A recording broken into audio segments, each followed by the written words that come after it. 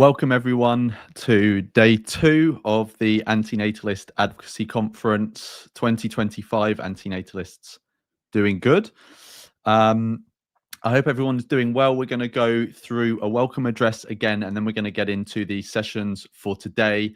My name is Lawrence Anton. I'm going to be your host for today over the 3 sessions that we're going to have.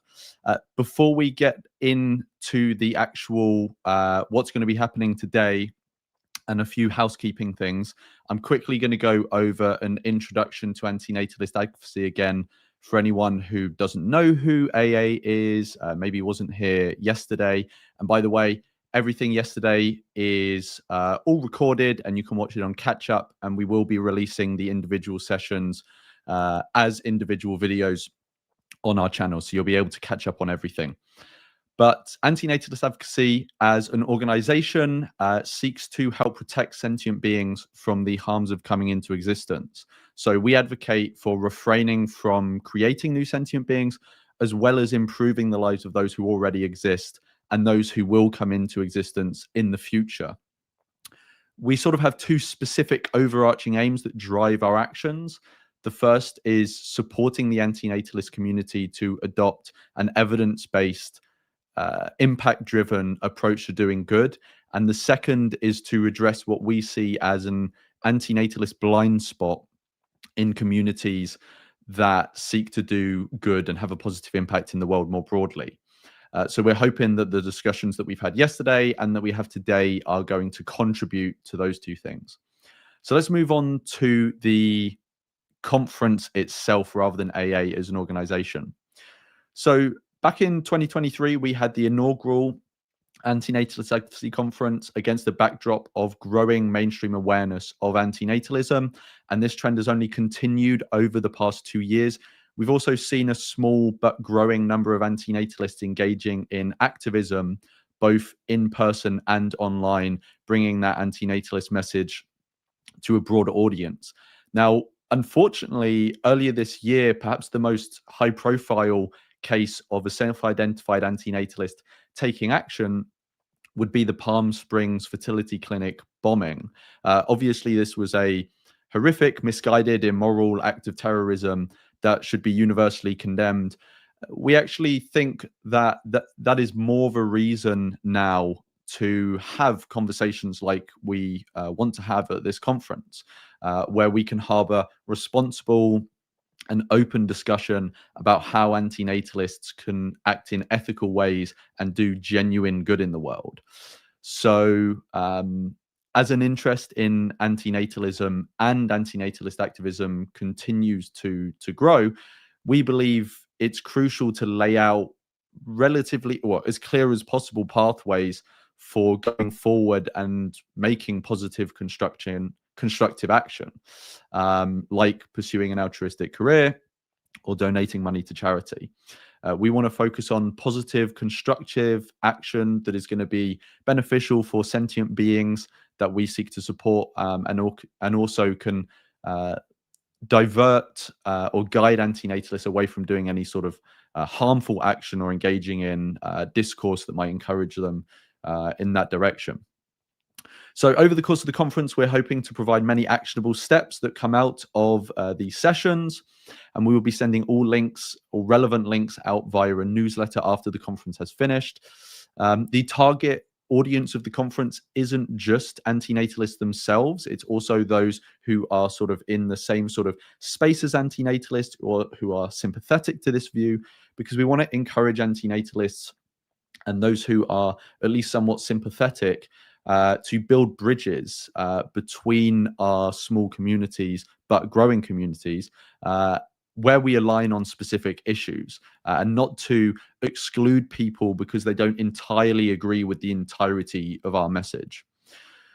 Before we continue, I just wanted to go over through a few acknowledgements. So we'd obviously like to extend our gratitude to everyone who has made the conference possible. That includes the speakers that spoke yesterday and are going to speak today. Also the moderators that are helping in the background, they know who they are. And my co-founder, John Williams, who has helped to organize the conference.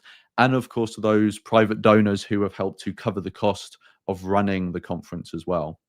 So today we're going to be hearing first from Professor David Benatar, who is going to be speaking about antinatalism and our duties to do good. We're then going to be hearing from Jay Zigmont, who is the CEO of Childfree Wealth, who's going to be talking about how we can prepare our finances and use our finances to do good. And then finally, we'll be hearing from Professor Rivka Weinberg, who's going to be giving a presentation on against altruism, and then there will be a follow-up conversation around that.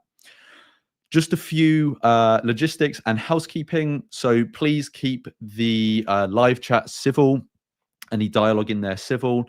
Also, please, if you have any questions for the speakers, don't put them in the live chat because they won't be picked up. Please put them in the form that is linked in the pinned chat, the description, and it will be periodically posted in the chat as well.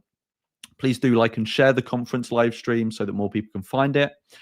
As I said before, all sessions are recorded, so you will be able to get it on catch up. And lastly, we've done our best to organize the conference, but please be patient if things do go wrong. And also there will be the opportunity afterwards to provide feedback. Now, finally, we wanted to give an update on the fundraiser that we are doing over the course of the conference. We have actually now reached the goal of the fundraiser without the conference even finishing. So before day 2 even started, we have now reached the goal of £750, which is all going to be matched by a generous donor. So that is going to be a guaranteed £1,500 going to MSI Reproductive Choices. And that is amazing. So thank you so much to everyone who has donated. And if you would like to continue to donate, please do. Obviously, the goal was 750, but there's no reason we need to stop there. But if you now donate, any new donations won't be matched, just to let people know. So thank you everyone who has donated already, and for anyone who considers donating over the course of today. I think that's everything to go over for the welcome address. Thank you again to everyone who is joining us today. We will be back shortly with a session with Professor David Benatar.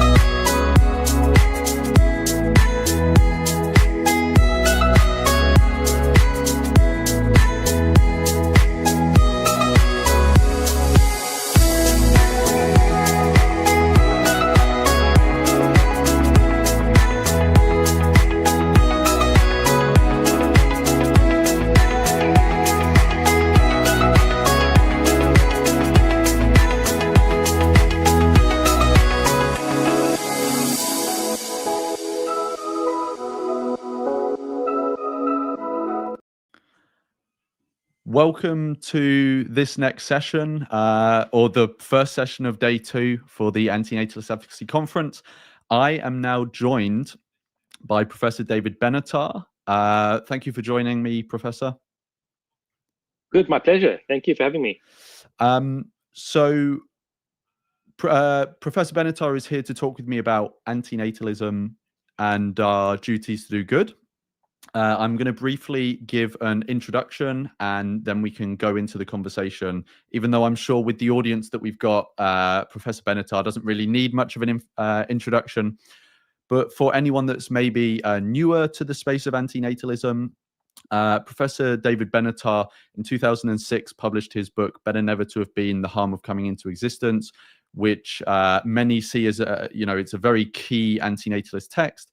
And then more recently, Professor David Benatar published Very Practical Ethics, which dives into a series of different everyday or quotidian ethical topics and explores those. And one of those is giving aid, which is going to be, what a lot of what we get into today.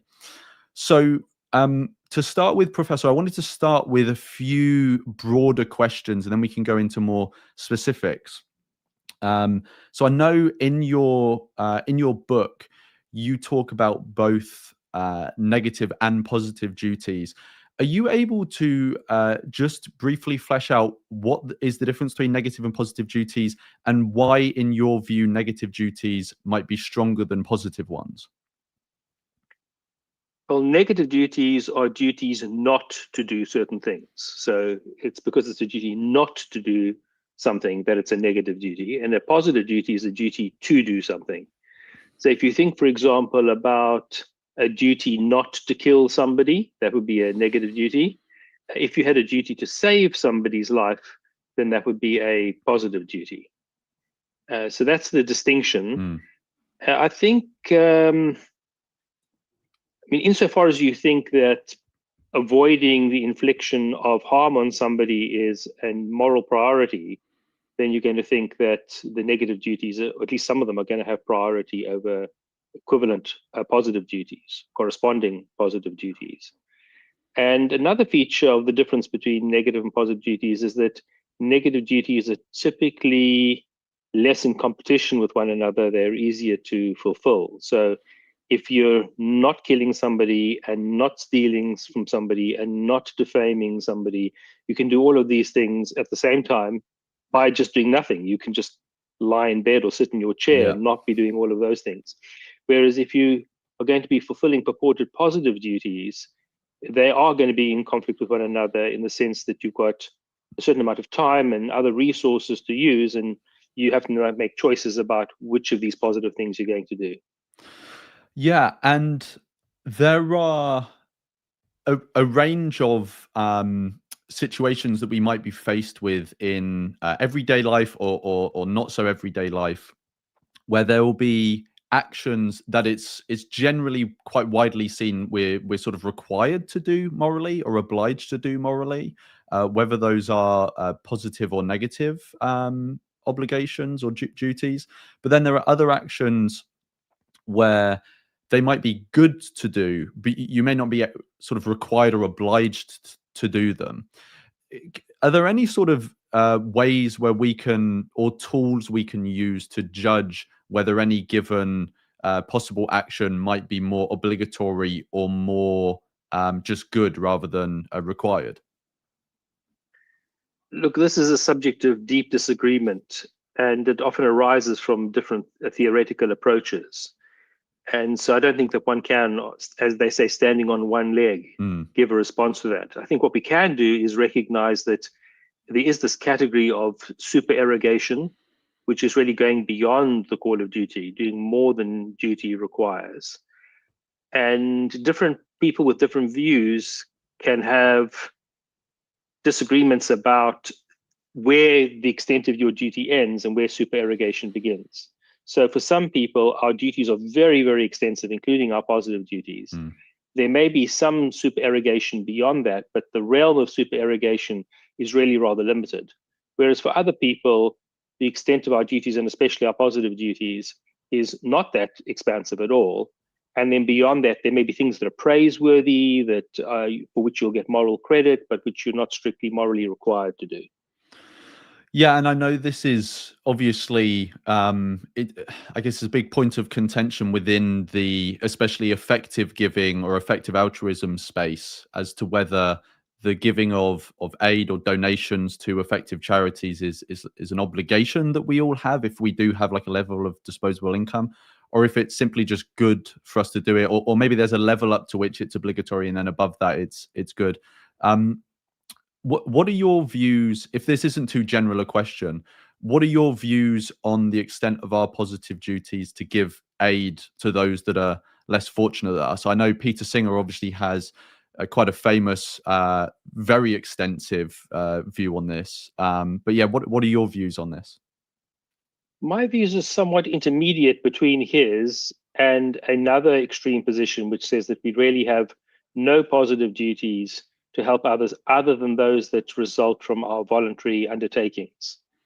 So there are some people who think that you just really have no duty to help other people unless you have, let's say, made a promise to help somebody, or you've acted negligently in a way that harmed them, and now you have a rectificatory positive duty to them as a result of this voluntary action that you undertook. So you've got these two broad views, one which really strips down the extent of our positive duties to next to nothing, and then this view that Peter Singer has and others have, that we have very, very extensive duties. And I find neither of those positions compelling. I think it's going to be somewhere in the middle. So one thing I'd say is, let's imagine that you could help somebody with little or no cost to yourself. It seems odd to think that you've got no duty. So you're walking down the street and you see a drunk passed out in a puddle of water and he's going to drown unless you just turn him over. And it's really going to cost you nothing. You're not at risk in any way. Just walking on by and not helping that person seems like you've violated your duty. It seems like you've not done what you ought to do. But then if you think about the iteration of Peter Singer's life-saving analogy, where you now ought to be giving much of what you have away, that is now a substantial sacrifice. Even if in the one case it's not a substantial sacrifice, the more you iterate this kind of thought experiment, you're going to have the consequence that you're giving away quite significant amounts or making rather big sacrifices in terms of your life projects and what you want to do. And it's just not clear to me that we do have duties of that extent. I think one becomes a kind of slave to others. And then I think for example, the Ayn Randian critique begins to have some plausibility. There's no plausibility, I think, in trying to excuse us from all positive duties. But the more you're sacrificing yourself for others, the more plausibility that kind of critique has. Yeah, it's funny you use the example of the drunk in the puddle, because being from England, I think that's a positive duty that we're actually quite often called to help people out with. Sorry to hear that. Yeah, so you mentioned that there might be particular individuals that we have. I can't remember if you use the term special duties or particular duties too. So an obvious example, might be one's offspring. If you've had children, whether you've created them or adopt them, there's sort of like a voluntary sort of special duty you've taken on towards that individual that goes beyond maybe your duties to others. You mentioned that a special duty towards someone might be generated by the fact that you've wronged them in some way. Can you think of, are there any other sort of factors in our relation to someone else that might generate a special duty towards them other than the fact that we might have wronged them? Yes, making an explicit undertaking. So that's not a wronging. If you, let's say, adopt a child who needs adopting, you're not wronging that child, but you are making an undertaking to care for them. And then you may have duties of care to that person that you don't have to others. Now, of course, that very claim is controversial among extreme impartialists who have difficulty perhaps explaining in any kind of direct way why you might have a stronger duty to your own children then you would have to needy children elsewhere. So some of those consequentialists might say, for example, that there are indirect reasons why it's best to prioritize the caregiving of your own children, because doing that has better outcomes than otherwise. But they might dispute the idea that there's any kind of intrinsic value in discharging or in having and discharging those duties. And do you think there's ever cases where someone can have a special duty to contribute towards the betterment of not just specific individuals, but like specific groups? So if I were to give, like a possible example, if you perhaps one example that I'm sure many of us can relate to is the fact that, we may have used to eating animals, and maybe we've stopped eating animals and used them in other ways. Maybe we feel like a sense of obligation towards donating to charities or helping animals in some other way, even though the specific individual animals that we would have harmed will be different animals to the ones we're helping. Or you may have a politician who is engaged in corruption and sort of, wronged the population they're supposed to be looking after or governing, and they've had a change of heart, and maybe they feel a special obligation towards those that sort of nation, for example. Is this like a coherent way of thinking about special duties as well? It could be. Again, I don't want to plaster over disagreement that there would be between people with a more impartial view of morality and people with a more partial view. And we also need to recognize that not all arguments for giving aid are need-based arguments. So Peter Singer's argument is such an argument. It's based on the need of the person that you could help and your ability to help them.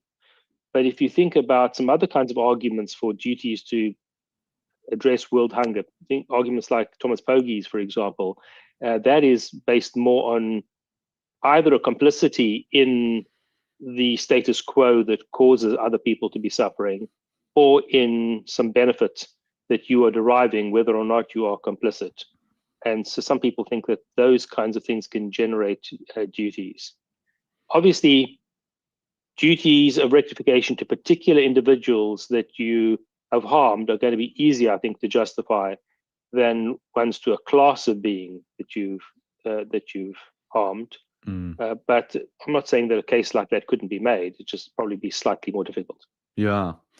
And when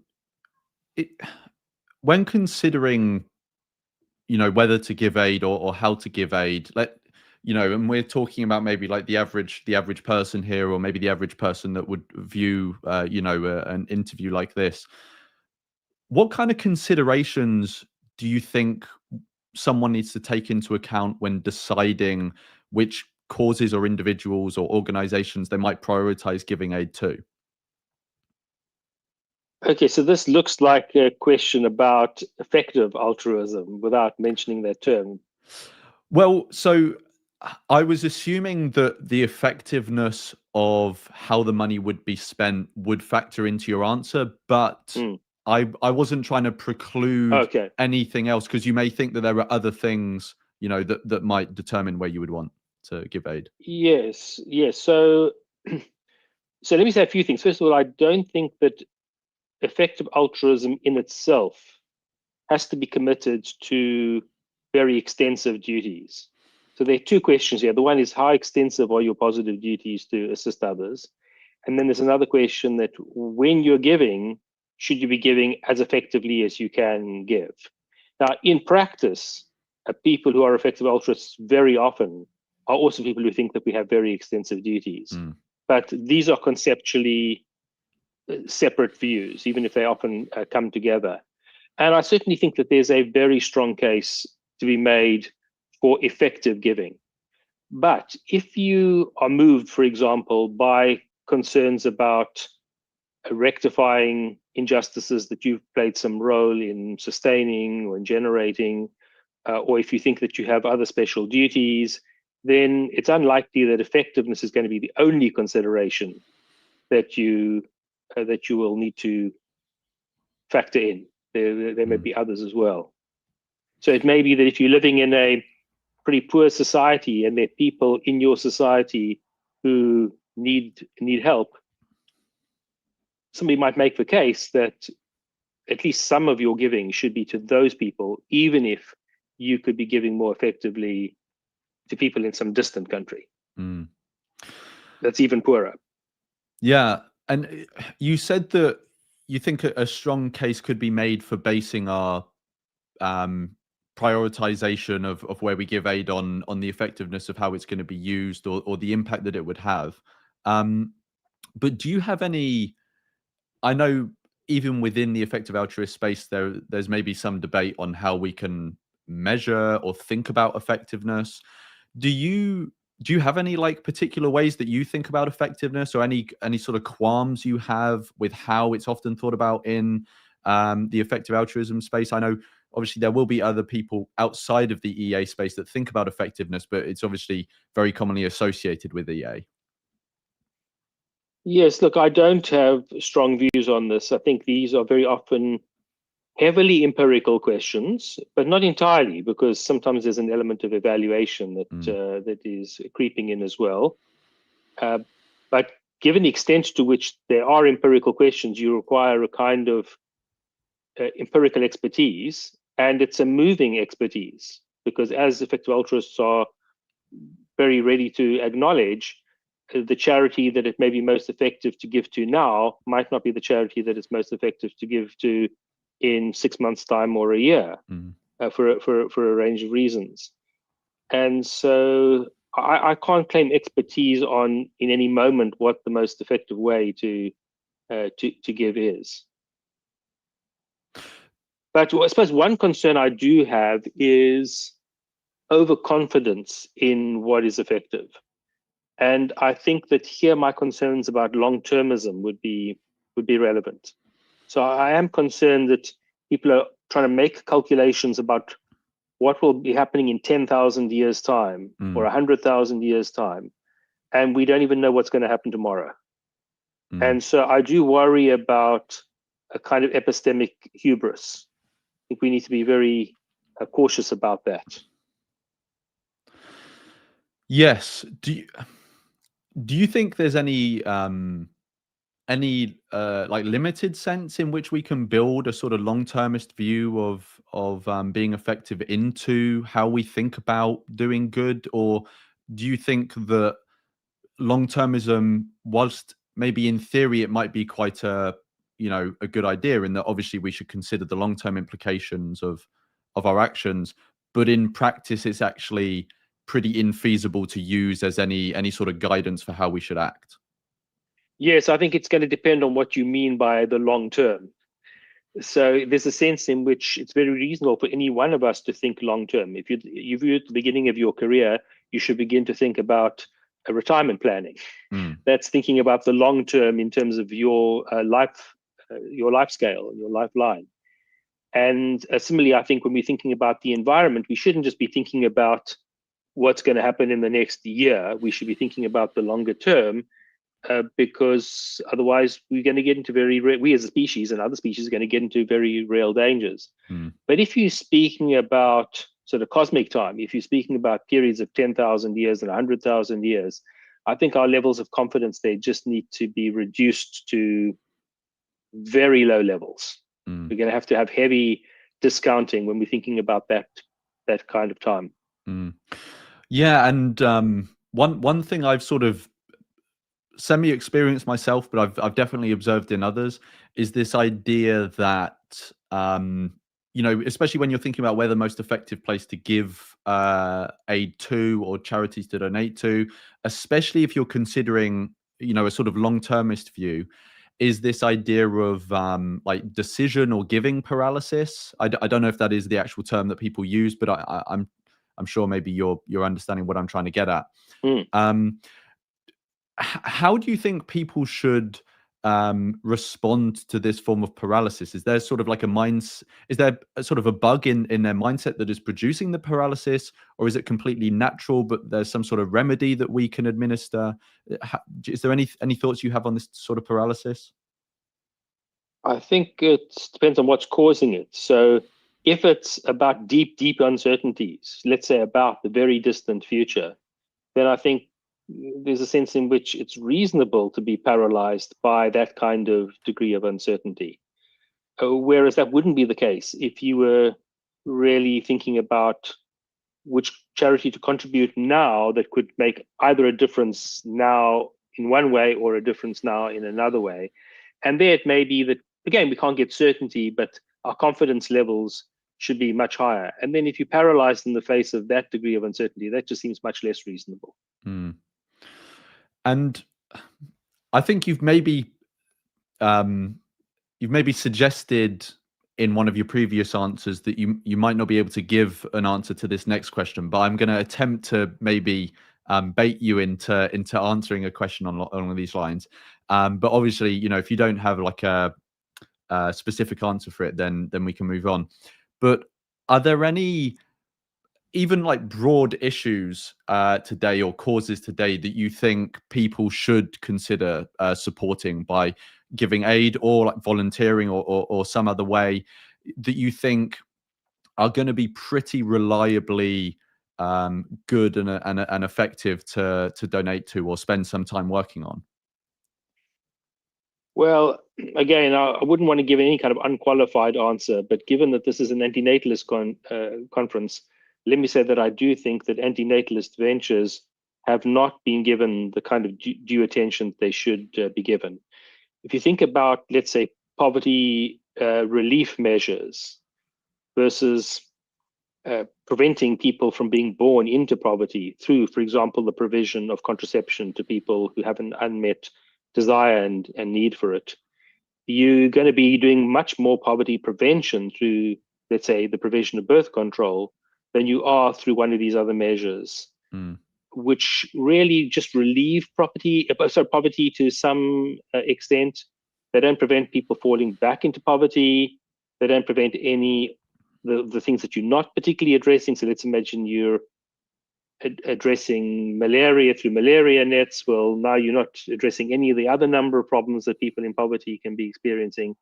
So I think that preventing lives from starting is real, can be real poverty prevention, as opposed to these other things which are at best relieving instances of suffering within a life of poverty. Yeah, no, and we are going to get onto some more specific antinatalist questions as well. But yeah, thank you for that answer. So there are certain forms of giving aid, or you know, there may be certain charities or causes that one may be thinking of giving to that can come with what you might perceive as like potential moral conflicts. So, for example, I think this is one that has been spoken about and papers written about, and I think maybe you've spoken about in the past, but I'm not sure. Which is this idea of, you know, there may be certain like human or anthropocentric causes or, you know, charities you give to that help humans that may in some way result in an increased level of consumption of animals, for example, right? And so then someone might think, well, really, is this a cause that we should prioritize? Because there's this sort of moral conflict here. It seems very complicated. And those sorts of considerations do seem like important considerations. It doesn't seem like we should just ignore them. But on the other hand, it also seems like if we consider every moral conflict that we could potentially get entwined with our giving, it could induce some form of the paralysis we were talking about before. So do you have any thoughts on like how seriously we should take these sorts of potential moral conflicts into account when we're giving aid at all? I think we should take them into account, and you're correct. I have mentioned this kind of problem before.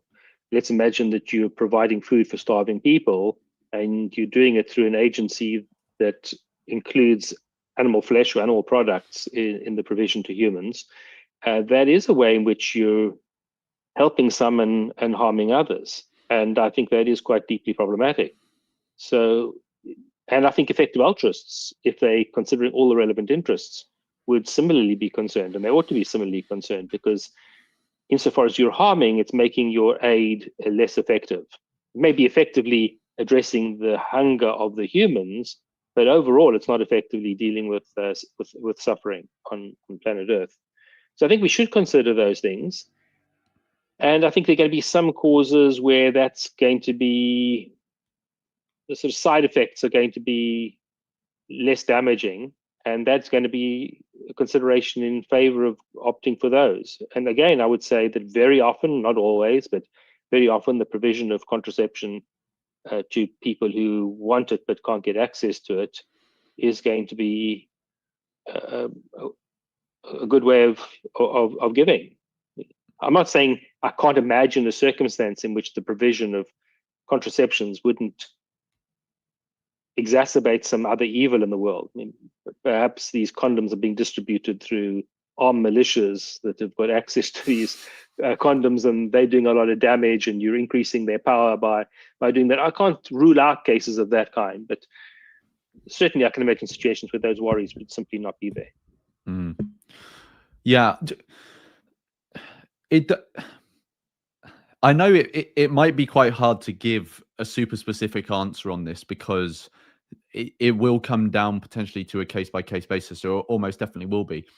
But do you have any sense of the extent to which we should be considering downstream effects? Because, say if, there might be very obvious ones, like, the example you gave, if you're giving sort of food to someone to help them, but that food is made of animals, then, this is sort of like an indirect way, or it's an unintended negative consequence, but it's quite a sort of obvious one. But there are going to be less obvious ways, or more downstream ways that there may be, unintended consequences. So I think one example that I've heard, which I haven't particularly looked into to understand the veracity of it, is donating toward giving bed nets to people to prevent, the infection of malaria. But then those people go on to use those nets as like fishing nets, for example. That doesn't seem to be as direct as to paying directly to feed people with animals. But it still is a sort of downstream negative consequence. Do you have any sort of sense of like how far down the potential chain of downstream consequences we should go? Yes, so I mean, I think we can generalize your point, and that is that when you save human beings from death, you're saving members of a species that in many ways are highly destructive. Right. So they, even if they don't use the very nets you've provided, they may be hunting animals or killing animals or eating animals and contributing to the demand for animal flesh. And I think those are real worries. Again, that would be obviated by provision of contraception. Sorry to keep harping on this, but this is an antinatalist conference, and it is worth emphasizing the advantage of those kinds of givings. Yeah, no, of course. But I'm also I am concerned about thinking too far down the line, because then that begins to blur the distinction between what you're responsible for and what other people are responsible for. So, and let's imagine that you're a doctor and you say, well, if I save people's lives, then they're going to go on and do lots of nasty things on average. And so perhaps I shouldn't be saving people's lives. That's a terrible world to live in, when doctors are not saving people's lives because they're doing this kind of calculus of the longer term effects. Their job is to save lives, and other people's job is to act in appropriate ways and to do appropriate things. And we don't want medical practitioners sort of arbitrating about which lives are worth saving and which lives aren't worth saving. That's a very dangerous ground to get into. And so I think if we're speaking about sufficiently remote negative consequences or possible negative consequences, that shouldn't be certainly an absolute bar to our contributing in those ways. But at the same time, it may be a factor, and so it may be that some of what you give is to causes that are stripped of that concern entirely. Yeah, so I wanted to get on to some questions that are more based around antinatalism now, but still related to doing good and giving aid. So one thing I have heard from some antinatalists when broaching this idea of giving aid or positive duties in general is you can hear from some antinatalists this sort of message of, well, I've decided not to procreate, and so I'm therefore not sort of continuing to the cycle of suffering in this way, and therefore I'm kind of doing my part. And as such, I've noticed that there are some antinatalists that are therefore resistant to becoming vegan, for example, or giving aid in some way. Do you think there's any legitimacy to this sort of argument in terms of there is a point where you can say I've done my part and maybe not reproducing is part of that? And yeah, maybe as a broader question, can we ever get a sense of a sort of line or threshold where you've done enough? I think there is a point where one's done enough, but we need to think much more carefully about this. So the fact that, let's say, you're not torturing people doesn't mean to say you're now exempt from not murdering them. So there are going to be a lot of very powerful negative duties that you have. And just because you're doing some of them, you're fulfilling some of them, doesn't mean to say you ought not to fulfill others. Now, I think that the question gets more force when we begin to think about positive duties. And then again, as I indicated earlier, I think that the case for our having some positive duties is very, very strong. But the more extensive you make those positive duties, the less strong I think the case becomes, because I think it precisely does become plausible to say that you've done enough. Now, can we draw a line somewhere and say this is the point where you've done enough? No, I don't think we can. I don't think we're dealing with the kind of material here, the kind of subject that allows us to draw precise lines. But there will be cases where you clearly are not doing as much as you should be doing. And there'll be other cases where the levels of self-sacrifice are just so great that it's deeply implausible to suggest that this is something that you are required to do. It may be noble, it may be supererogatory, but not required. And you've written before, I should have reminded myself just before we did this session of the exact name of the paper, because I'm probably going to butcher it, but it was the response to Peter Singer's famous paper, Famine, Affluence and Morality. I think yours is Famine, Affluence and Procreation, Antinatalism Light, or something like this.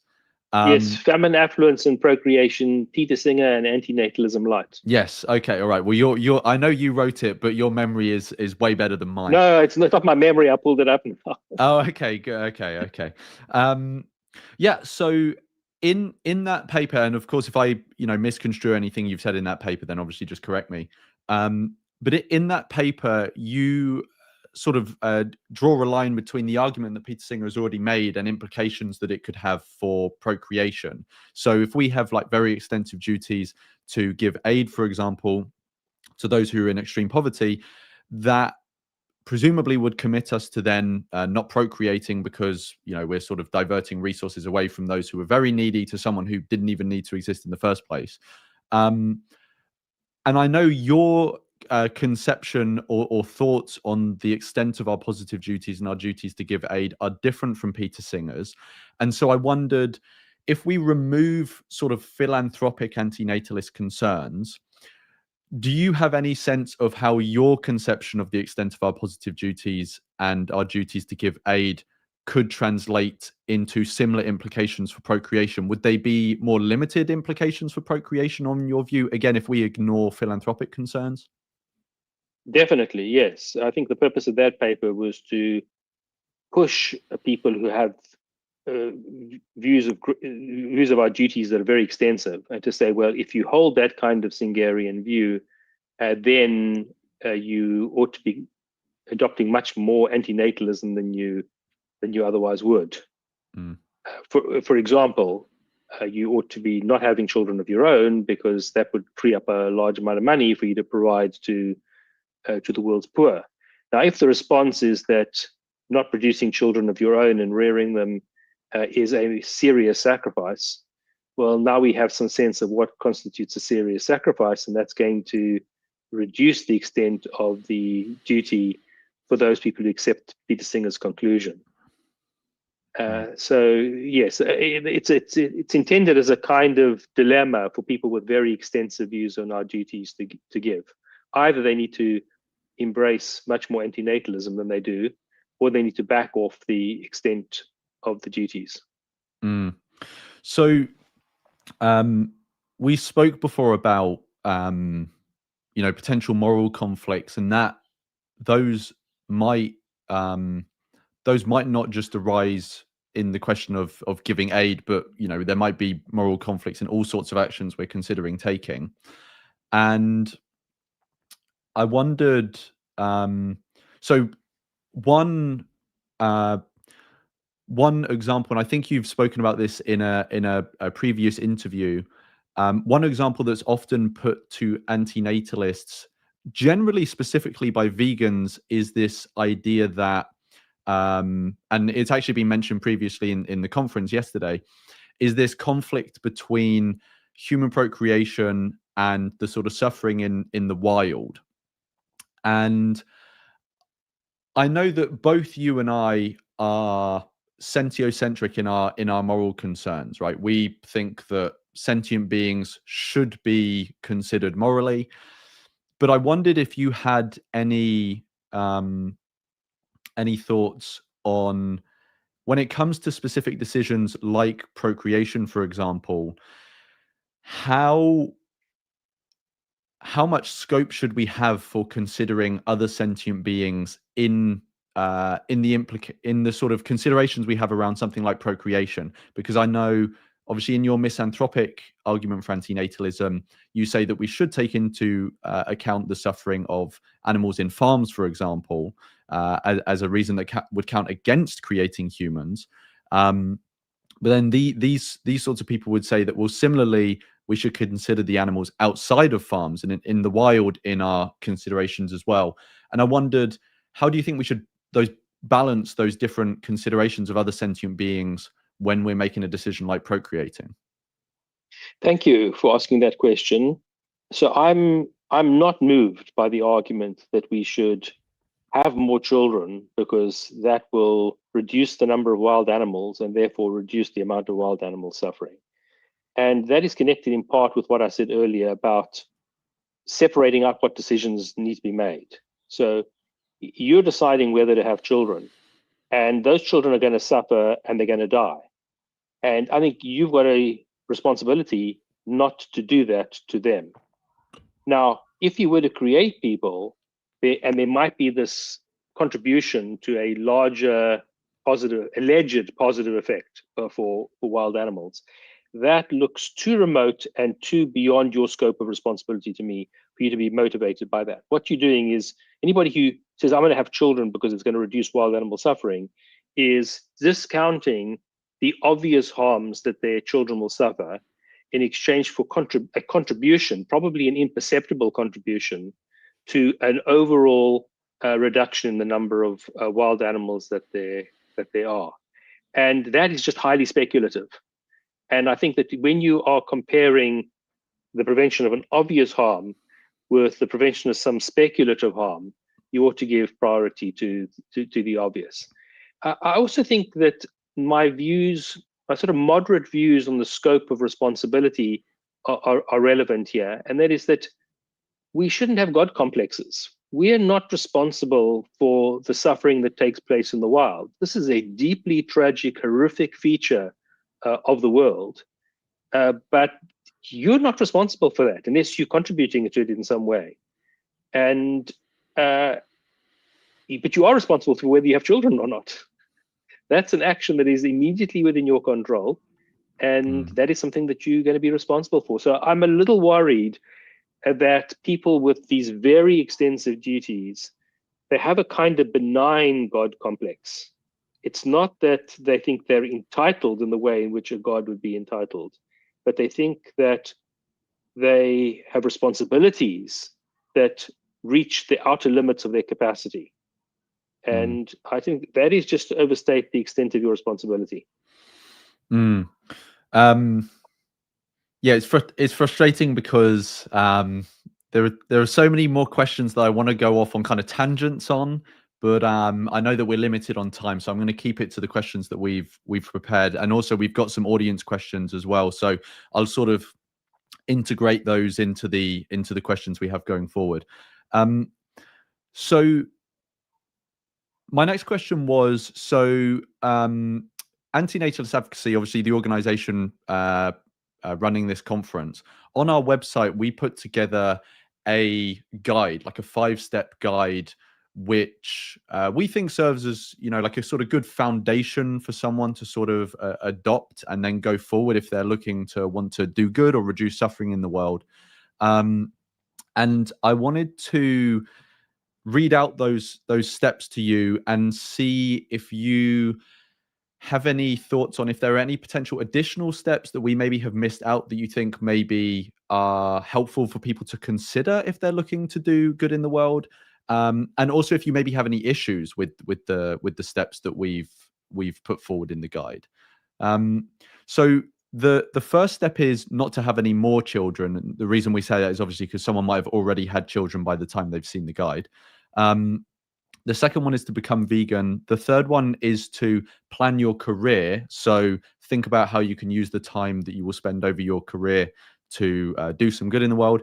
The fourth is to start donating. And then the fifth is to build the antinatalist community. And what we mean by that is more to improve the quality and the capacity that people have within the community to do good, rather than necessarily grow it in size, although obviously that would be nice as well. Do you have any thoughts on those steps, and any additional steps that you think might be good for people to consider? Are they meant to be in order of priority? Not necessarily. Sorry, I should have mentioned that. It's not necessarily in that order. Okay, good. Well, I mean, I think there are quite a few things that could be said, but let me just say some of them. In terms of career planning, so again, what worries me is that sometimes advice is given to people to say, look, instead of going into working, let's say, directly for a charitable organization, what you should do is go to Wall Street, earn massive amounts of money that you can then contribute. And I'm not saying they're not people for whom that would be good advice, but let's imagine that that kind of career choice for a particular person would be soul destroying. So it would be the most effective way that they could help other people, but it would be soul destroying for them. They'd be pretty miserable throughout their lives. I think that's a steep sacrifice to require of somebody, or even to ask of somebody. But it may be that your choice of careers is not as stark as that. It's not as stark between something that you're passionate about and something that you would loathe, but something that you like and something you'd like a little less. And then maybe in that kind of case, the effectiveness would be a tiebreaker, or would weigh things in the opposite direction. But what I would not want people to do, I wouldn't want to call for people to set aside their own interests and proclivities and talents in deciding what kind of career to go into. That wouldn't be, and maybe a lot of the effective altruists would agree with me too. They might just say, well, this is not sustainable. If you don't have your heart in your job, maybe this is not something you're going to be able to do for an extended period of time. I mean, insofar as they agree with me, that's fine. But nonetheless, I think that bit of advice would hold. I do think that not having children and becoming vegan are very important steps, because having children and eating animals and their products are very harmful activities. And to stop doing those, you immediately stop harming. And I would prioritize the stopping of harming over the provision of benefit. But that doesn't mean to say that I don't think there are some duties to provide benefit. There are, but if you're giving a vast amount of charity, that's not going to be any kind of cover for torturing people in your spare time for your amusement. You need to first, or not necessarily first and then move on, but you need to have some kind of priority to not harming. So I was going to ask an audience question now. We've got a few. So the first one I was going to ask was, do you have any recommendations on books, or I'll expand that out to any other material that we might want to look at, that you would recommend for people that are interested in thinking about these sorts of things, of like doing good, or the extent of our duties to do good, and where we maybe might want to think about doing good, like the cause areas and stuff like that? Obviously, recommendation of very practical ethics, but beyond your book, do you have any other materials or books that you would recommend people have a look at? Well, I think you can interpret your question in two ways. The one is looking into what the extent of our duty is. And then I would recommend that people read a wide range of views. So I think they should read Peter Singer and read Thomas Pogge. And I know that you're going to be interviewing Rivka Weinberg later. She's got a view on the other end of the spectrum, or much closer to the other end of the spectrum. And so read a range of views so that you can see which of these positions, if any, you think is tenable, whether you think there's some better one that ought to be developed. But the other question is, if one is going to give now, then how should one give? And I suppose, again, I would recommend reading a diversity of views, just because it's a way of testing particular hypotheses and particular claims. So I had a few of the questions that we had planned. We had a few on your book, Better Never to Have Been, because I'm sure you've been keeping track, but for anyone watching that might not have realized, next year will be its 20th anniversary. So we had some questions related to Better Never to Have Been and the fact that it's coming up to 20 years. The first is quite a broad question. So I have specific questions to follow up if you need them for this broad one, but I'll start with the broad one. Do you have any just like key reflections on the book and the reactions to the book over the past 2 decades that you'd like to highlight, or have been a sort of a significant reflection for you? I don't quite know how to answer that. I've been very pleased, of course, by how widely read it's been. It was written as an academic book, and it's been read by large numbers of non-academics, and that's very gratifying, without it being dumbed down in any way or pandering in any kind of way. So I'm very gratified by that, and I'm pleased to have seen in the intervening years the development of an antinatalist movement. My strengths do not lie at all in that kind of activism. I think other people are really good at that, and I admire them for doing the work that they do, and I commend them on it and encourage them to do more of it. But maybe some of your more specific questions will hone in on what it is you're wanting me to respond to. Yeah, no, of course. So one of the more specific questions I had was, obviously there are, at least 2 sort of domains that reaction could have come from. So you were saying that you wrote it, with a sort of more academic inclination. And so obviously you're going to get a reaction from the sort of academic area of society, but then there's also a reaction from more sort of, should we just say popular area of society. If you, I'm guessing on the popular end, you've kind of already answered that, in that you were quite pleased that there was a relatively positive reaction from a lot of people. On the academic end, I know there's been a lot of people that have responded to it, and obviously a lot of disagreement. But has the response you've got on the academic side of things been better or worse than you were expecting? I'm assuming you probably thought it was going to be more negative and more pushback, but has it been better or worse than you were expecting? Well, first of all, there's just how much feedback. So when one writes a book like that, one doesn't really expect that there will be a large amount of response, because most academic books just don't get that kind of response. And so I have been pleased by how many people have engaged the ideas. Of course, most of them are critical, and I think that's to be expected within the academic world, because when somebody writes a new book or a new paper, they don't want to say, yeah, what he said. They want to say why he's wrong, and they're going to want to come up with an argument for that.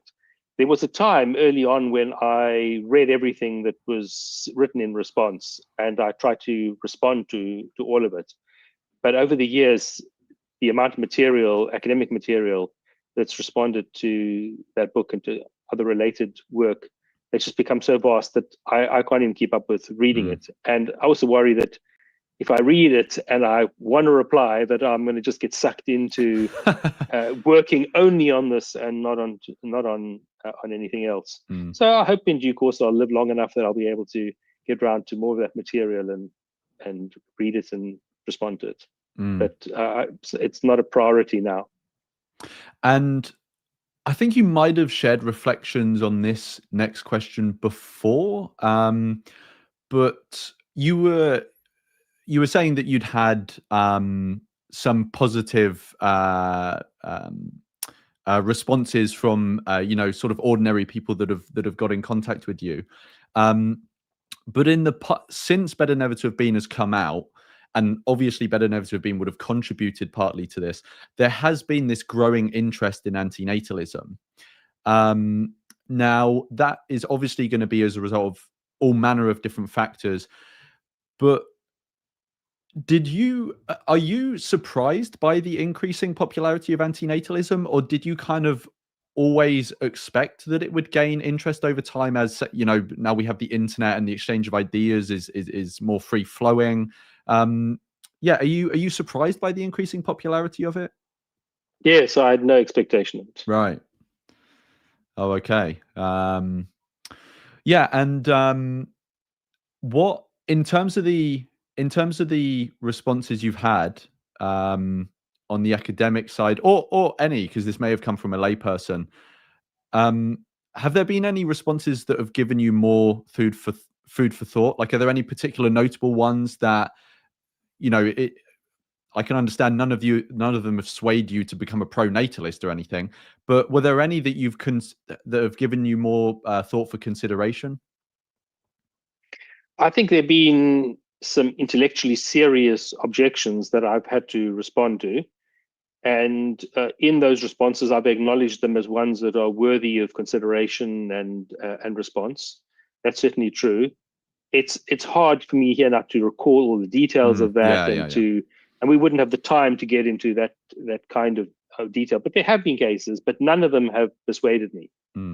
I think there's a kind of fundamental truth here that when you create a being, that being is going to suffer and it's going to die, a sentient being. And if you just sort of step back from the normalness and the naturalness of procreation, and you ask yourself, how can that possibly be justified? I think there's a very heavy burden of proof on non-antinatalists, not just on pronatalists, but people who might be indifferent to procreation. And I just don't think that fundamental insight has been addressed, and certainly it hasn't been shaken in me. Yeah, no, thank you for that. I know we're running out of time, so my final question was just going to be on if there's anything you have forthcoming or anything you're working on at the moment that you would. I know you don't always like to share what you're working on, but just in case there is anything that you'd like to notify people about, is there anything that you're working on or coming up in the future that you'd like to share some news on at all? There are a few things. I'm trying to finish off work at the moment on a book on some relatively neglected issues in animal ethics. And one chapter is on wild animal suffering, which you mentioned earlier. Right. There's also a chapter on the badness of death for animals and a range of other things. So hopefully in due course, but there's a long runway with these academic books and the publication of them. So I don't think it'll be imminent. Yeah, no, that's amazing, and I'm looking forward to that. I know you've sort of briefly or vaguely mentioned that work before, but that's it's good to hear that it's it's in the pipeline, however long that pipe may be. I just wanted to thank you again, Professor Benatar, for giving up your time, and also obviously the work you've done on this in very practical ethics and antinatalism more broadly, and for answering all my questions. Thank you so much. My thanks to you for organizing the conference and for all the good work that you and your colleagues do. No, thank you. I appreciate it. For the audience, we'll be back soon with Jay Zigmont from Childfree Wealth. So we will be back in a few seconds.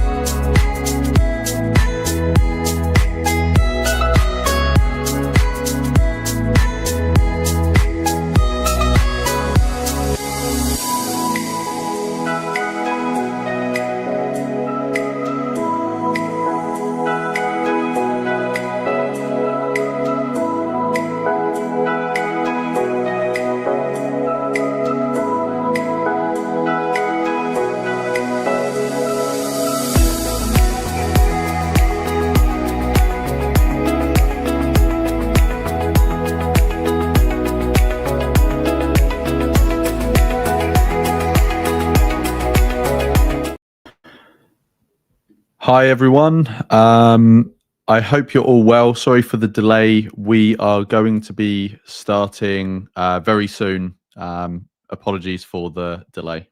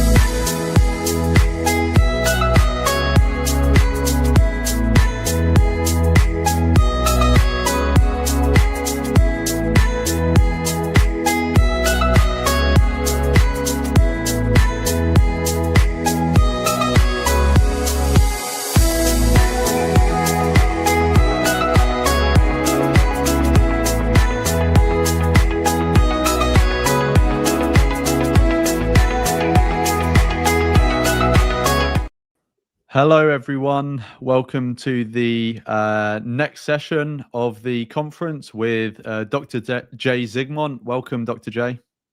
Afternoon, evening, morning, whatever time it is for you. Yes, and apologies for the delay in starting. I hope we haven't thrown anyone off. Thank you so much for joining, Dr. Jay. So before we get into my questions, I'll just quickly let people know about some of your work. So Dr. Jay Zigmont is the CEO and founder. Are you a co-founder or are you the singular founder? I'm the founder. The founder of Childfree Wealth. So 100% of the glory there. And Dr. J is also the co-host of the Childfree Wealth podcast and has also written a book named The Childfree Guide to Life and Money. Make your finances simple so your life without kids can be amazing. And you recently, I'm not sure how recently you did the TED Talk, but you recently had a TED Talk come out. Yeah, it just came out this week. We did it a couple months ago, and it's interesting. For those not in the U.S., the child-free topics have been quite political, let's call it that. And it's more political actually in the South. And I gave this talk in Alabama, which is as deep red South as it gets. And I gave it the week that Charlie Kirk was shot when we were having some political violence. Whoa, yeah. To say I was scared giving it would be an understatement. I actually put out a podcast afterward talking about as the scariest thing I've ever done. But it's nice to see it's out and about. And of course, now nobody's surprised here. You get the comments on social media, how that's a bad way to live and all that other fun stuff. But yeah, you also get a lot of people enjoying it. Yes. Yeah. No, 100%. So we wanted to get you on because, as you'll be aware, if someone decides not to have a child, raise a child, they are maybe going to be more well suited than their similar counterparts who is raising a child to have the time and resources to do good in the world. I know that's obviously not always the case, but if you're not raising a child, you're probably going to have more time on your hands and more financial resources and other resources as well at your disposal. And so we wanted to get into that sort of thing specifically a bit later on, but I wanted to ask some more broader questions first. So the first broad question I wanted to ask was, if there's someone watching who just hasn't thought about their personal finances at all, are there some sort of broad first things you think they should have a think about to get their house in order, basically? Absolutely. In the book, we talk about it, the 8 no baby steps. Here in the US, there's a guy, Dave Ramsey, who has the 7 baby steps. So we had to have the 8 no baby steps. And kind of the first 3 are the same across both, which is, have an emergency fund, get out of debt, and then get a fully funded emergency fund. And those are the basics. That's the foundation.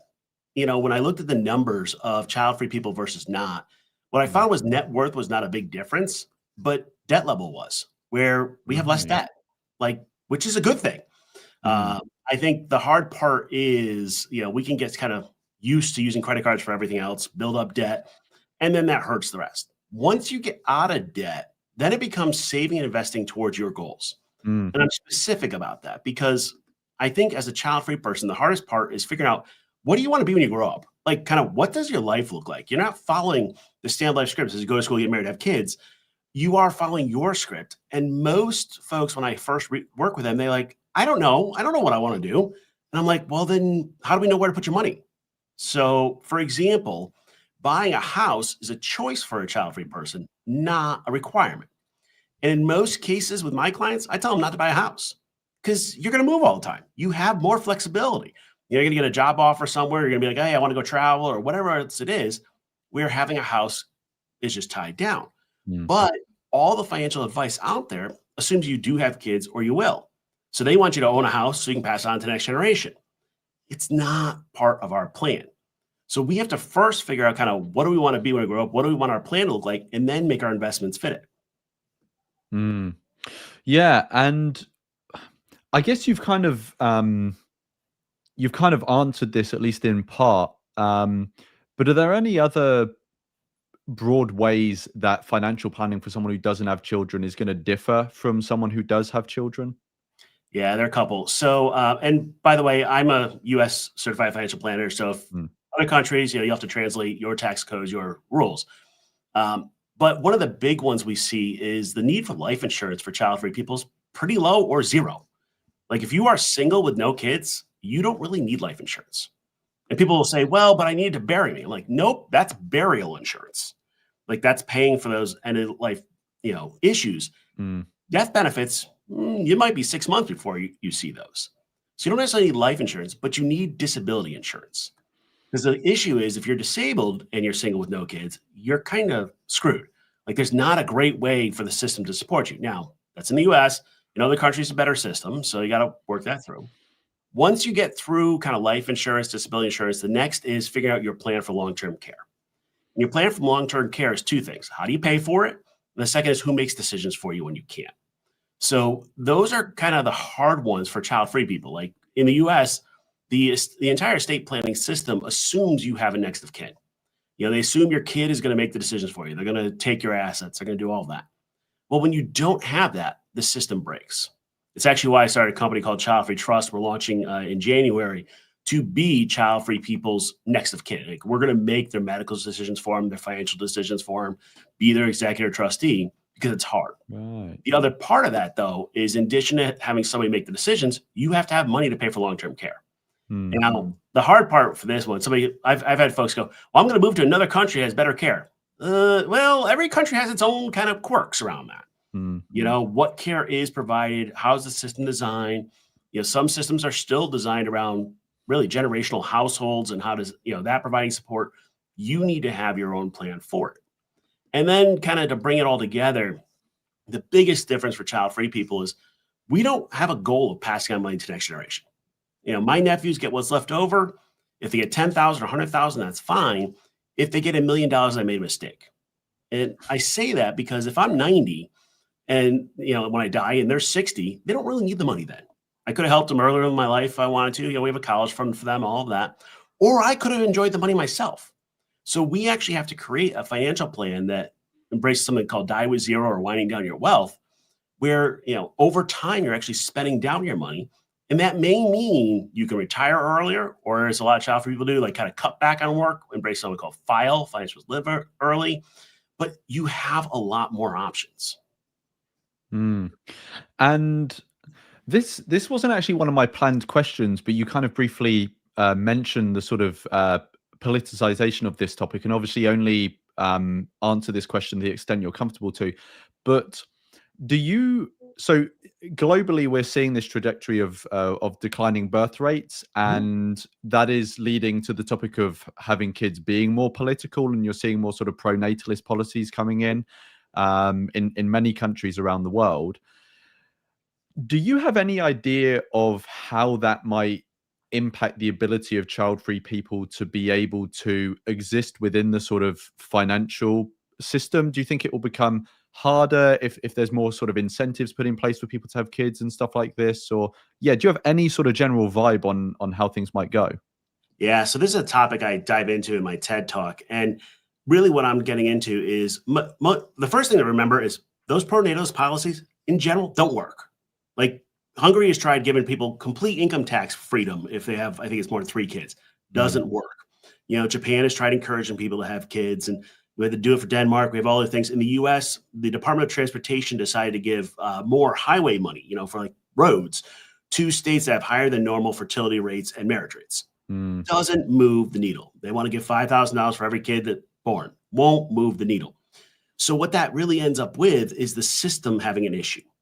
And the issue is most of our economic systems, and vast majority of them, are based on a system of constant growth. So if there's not a constant growth, the system starts breaking down. Here in the US, the number is that if the fertility rates stay where they're at and people keep aging where they're at, the GDP will go down by about 4% over the next 20 years. Well, that's enough to put the US in a permanent recession or depression. And what we're seeing is people pushing back. Well, then we have to have more kids. And I'm like, well, that doesn't work. In my TED Talk, I said, hey, you have 2 choices. You either need to embrace legal immigration, which right now in the US, that is not happening, or you need to change the economic systems. Now, mind you, both of those are really, really politically top hot issues in the United States. Here in Tennessee, where I live, they passed a law that in schools, you have to teach the success sequence. Every grade, every class, you have to teach a success sequence. The success sequence says you go to school, you get married, you have kids. Oh, really? Yep. By law, got to teach it to everybody. So we're seeing these things go into law. We're seeing in the United States a bunch of things on reproductive rights and some restrictions there. I mean, there's a lot of negative to go along with that. From a financial standpoint, what countries do is they encourage behaviors they want by shifting the tax code. That's why Hungary gives a tax break for people that have a certain amount of kids. They get a break at each kid.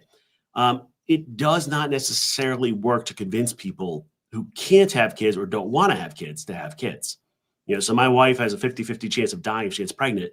I don't care how much money you throw at us. It's just not happening.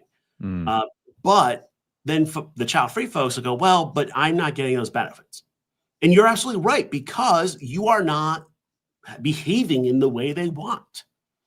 And it's really interesting as you start kind of looking at the rules and different things that happen. So for example, child-free people in the US, 1/3 will never marry. Well, a lot of the benefits go to married couples. In the US, the Heritage Foundation put out a report saying we need a Manhattan Project to encourage more hetero marriages and babies. You're gonna see this stuff. What I found is in the US, in this kind of current year of politics, the number one thing I heard from folks is I want to get my finances straight so that I have options. I was like, what do you mean? Maybe I go to another country. Maybe I do something different in my life. Maybe I move to a different state. Because one of the things that people overlook is financial independence. True financial independence means you have the option to do whatever you want. They used to call it FU money, where you could tell somebody to F off. Well, that's kind of the point. And as one of my colleagues said, what's the point of having FU money if you never tell somebody to F off? And the answer is, well, that's true. So we need to watch out for ourselves so that if we get chased out, we have an option. Yeah, Yeah, because the future is so uncertain. I guess it's hard to give specific advice about how someone can prepare for it, apart from the fact that you can do broad stroke things to kind of maximize what options you might have in the future to then make the decision. Yeah, Yeah. So, and sorry, I go on. think the other thing that we've been working on, and just kind of food for thought here, we've actually been working on exit plans to specific countries, areas, getting visas, getting residency like permits, citizenships, other things, to have backup plans. I can't tell you what the future is going to look like. I have no clue. But what I can do is help you to make a plan for what if. Yeah. Yeah. So I wanted to ask some questions now that are more geared towards if someone is wanting to sort of build into their life, donating to charity or doing good in some other way. So is there any general advice? So if someone came to you, and they said, I've decided not to have children. I am obviously wanting to make financial decisions that are going to mean I can live sustainably, obviously. So emergency fund, that sort of stuff. But I also want to build into my plan a capacity to be able to sort of donate in the long term. Is there any general advice you'd give to someone who has that specific requirement? Yeah. So the first thing we do with folks is we'll ask them kind of what do they want their legacy to be. It's this concept of legacy without lineage. You can leave something behind without having a genetic legacy. And the exercise I'll bring them through is what is the second line of your obituary. So first line is like Jay died at this age at this location. The second line usually says father 3 leaves behind Jack, Joe, and John. That's not us. So what does that say? Because what I'm trying to do is get people to focus in on what do they care about and where do they want to make an impact. Because once you identify that, then we can make sure your money fits those values. So let me give you an example. I had a client who we had this conversation. She goes, look, really the impact I want to make is I want to have the best garden in the neighborhood where all the butterflies come and everybody gets to come, look at the garden, walk through it, and it makes a big impact on their life. See, people think about like charitable giving, and that is a great option. But you know what? If she put her time and effort into her garden, she's giving back in a different way that matches her legacy. So the first step is kind of figure out what impact you want to make. The next step is the finances of it.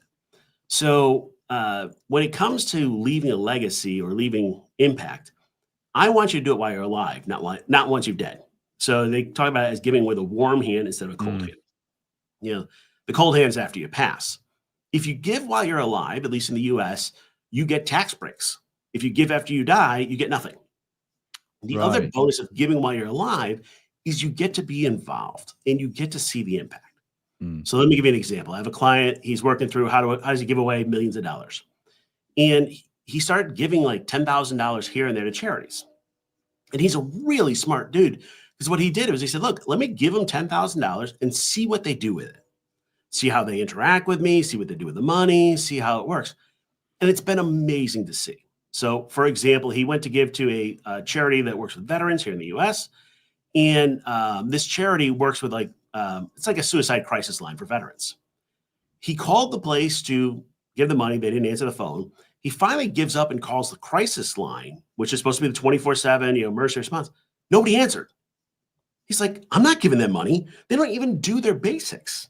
On top of, in the US, we can look at their tax forms and other things where you can start testing the charities. He gave to another one. He gave him $10,000 for a scholarship and has never heard back. No idea of what the money went to, who it helped, how did it go. Yet he gave it to another one, and they've been so engaging into what they do. And he's been talking about maybe even joining in one of their boards and being part of one of their galas and being part of where it can be part of who you are. And it's a matter of finding that right partnership between you and that charity. And you want to do that while you're alive, not after you pass. Yeah, I had a quick question. This is obviously, like you said, a lot of the things that we talk about, it's going to vary depending on what country you're in. But I wondered, you're obviously encouraging people to give when they're still alive as opposed to once you've passed on, right? Correct. And I share that sympathy. I think that is a good way to go. But I wonder, because there seem to be clear advantages and you've laid some of them out. If someone is wanting to leave something in their will, do you know if there's like a significant time delay after someone's passing to when that is actually actioned? Yeah, so here's a couple things on the will. We just did a study on this and asked, now I'm using US stats, but we asked people in the US who are child-free, do you have a will, a medical power of attorney, financial power of attorney, and a trust?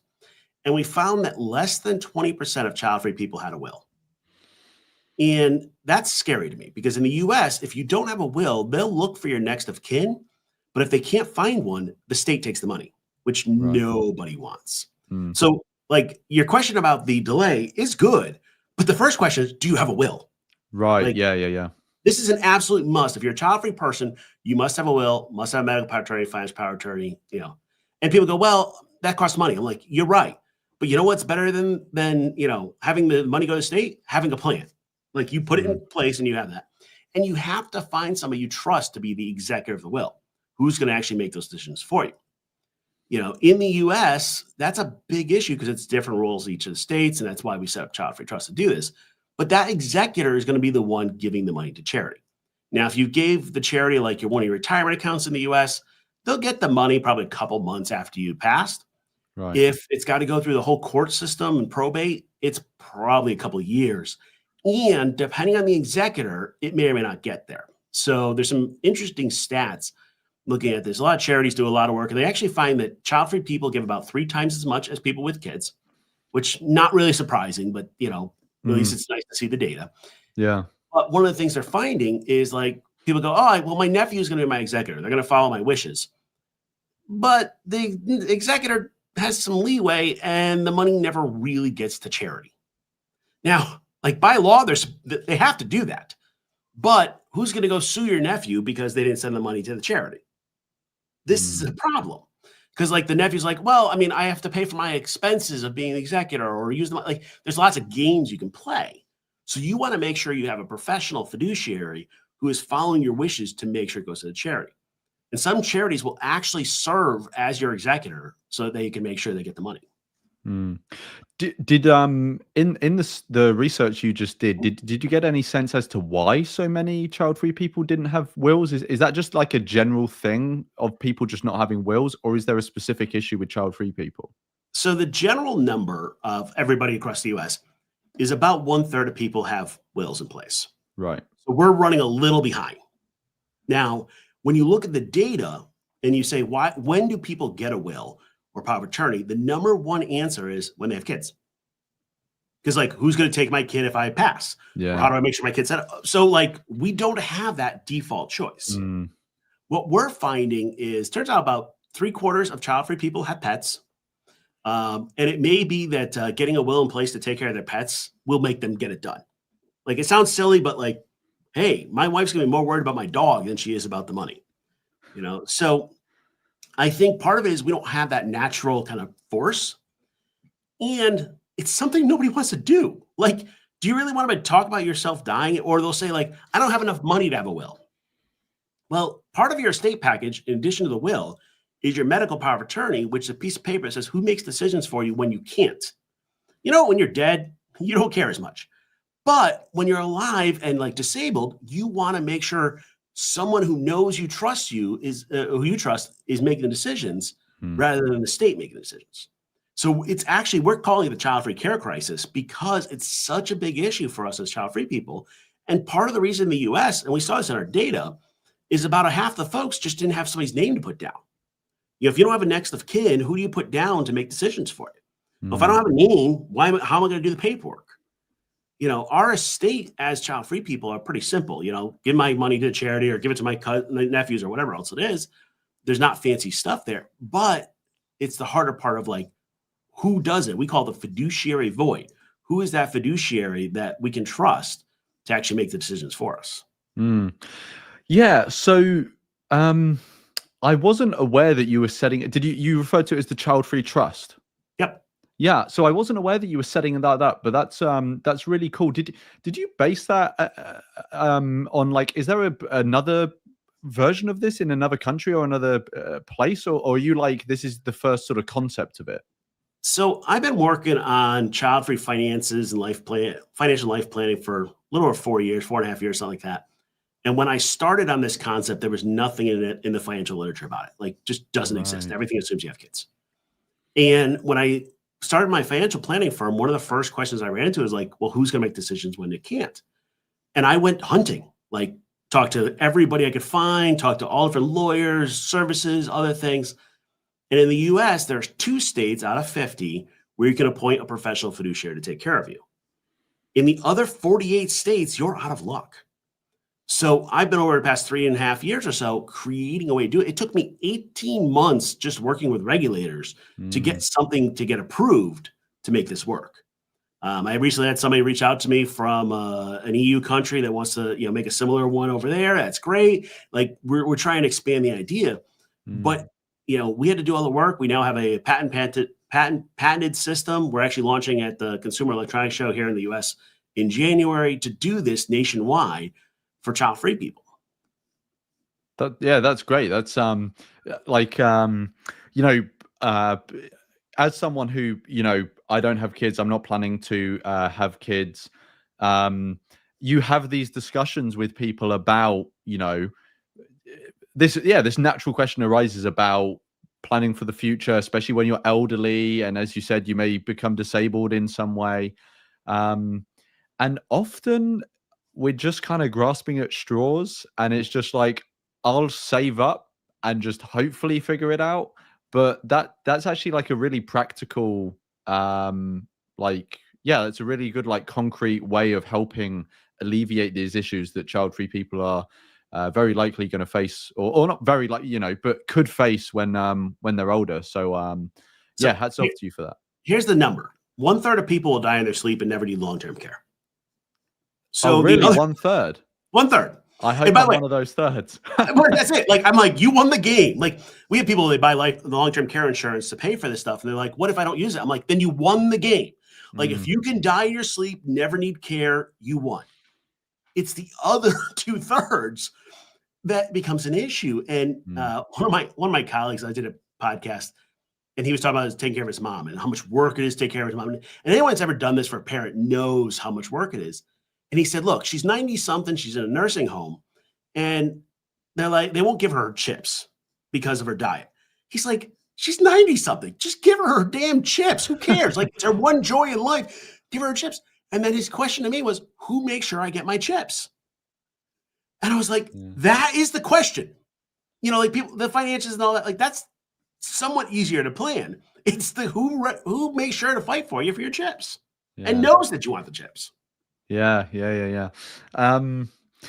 So back to donating. So I'm sure I think I may have missed others, but I know you've done at least one podcast episode on your podcast about donating. You may have done others that I missed. And in that episode, you referenced that there are some, like, non-monetary issues that can face people when they're thinking of donating that hold them back from donating money.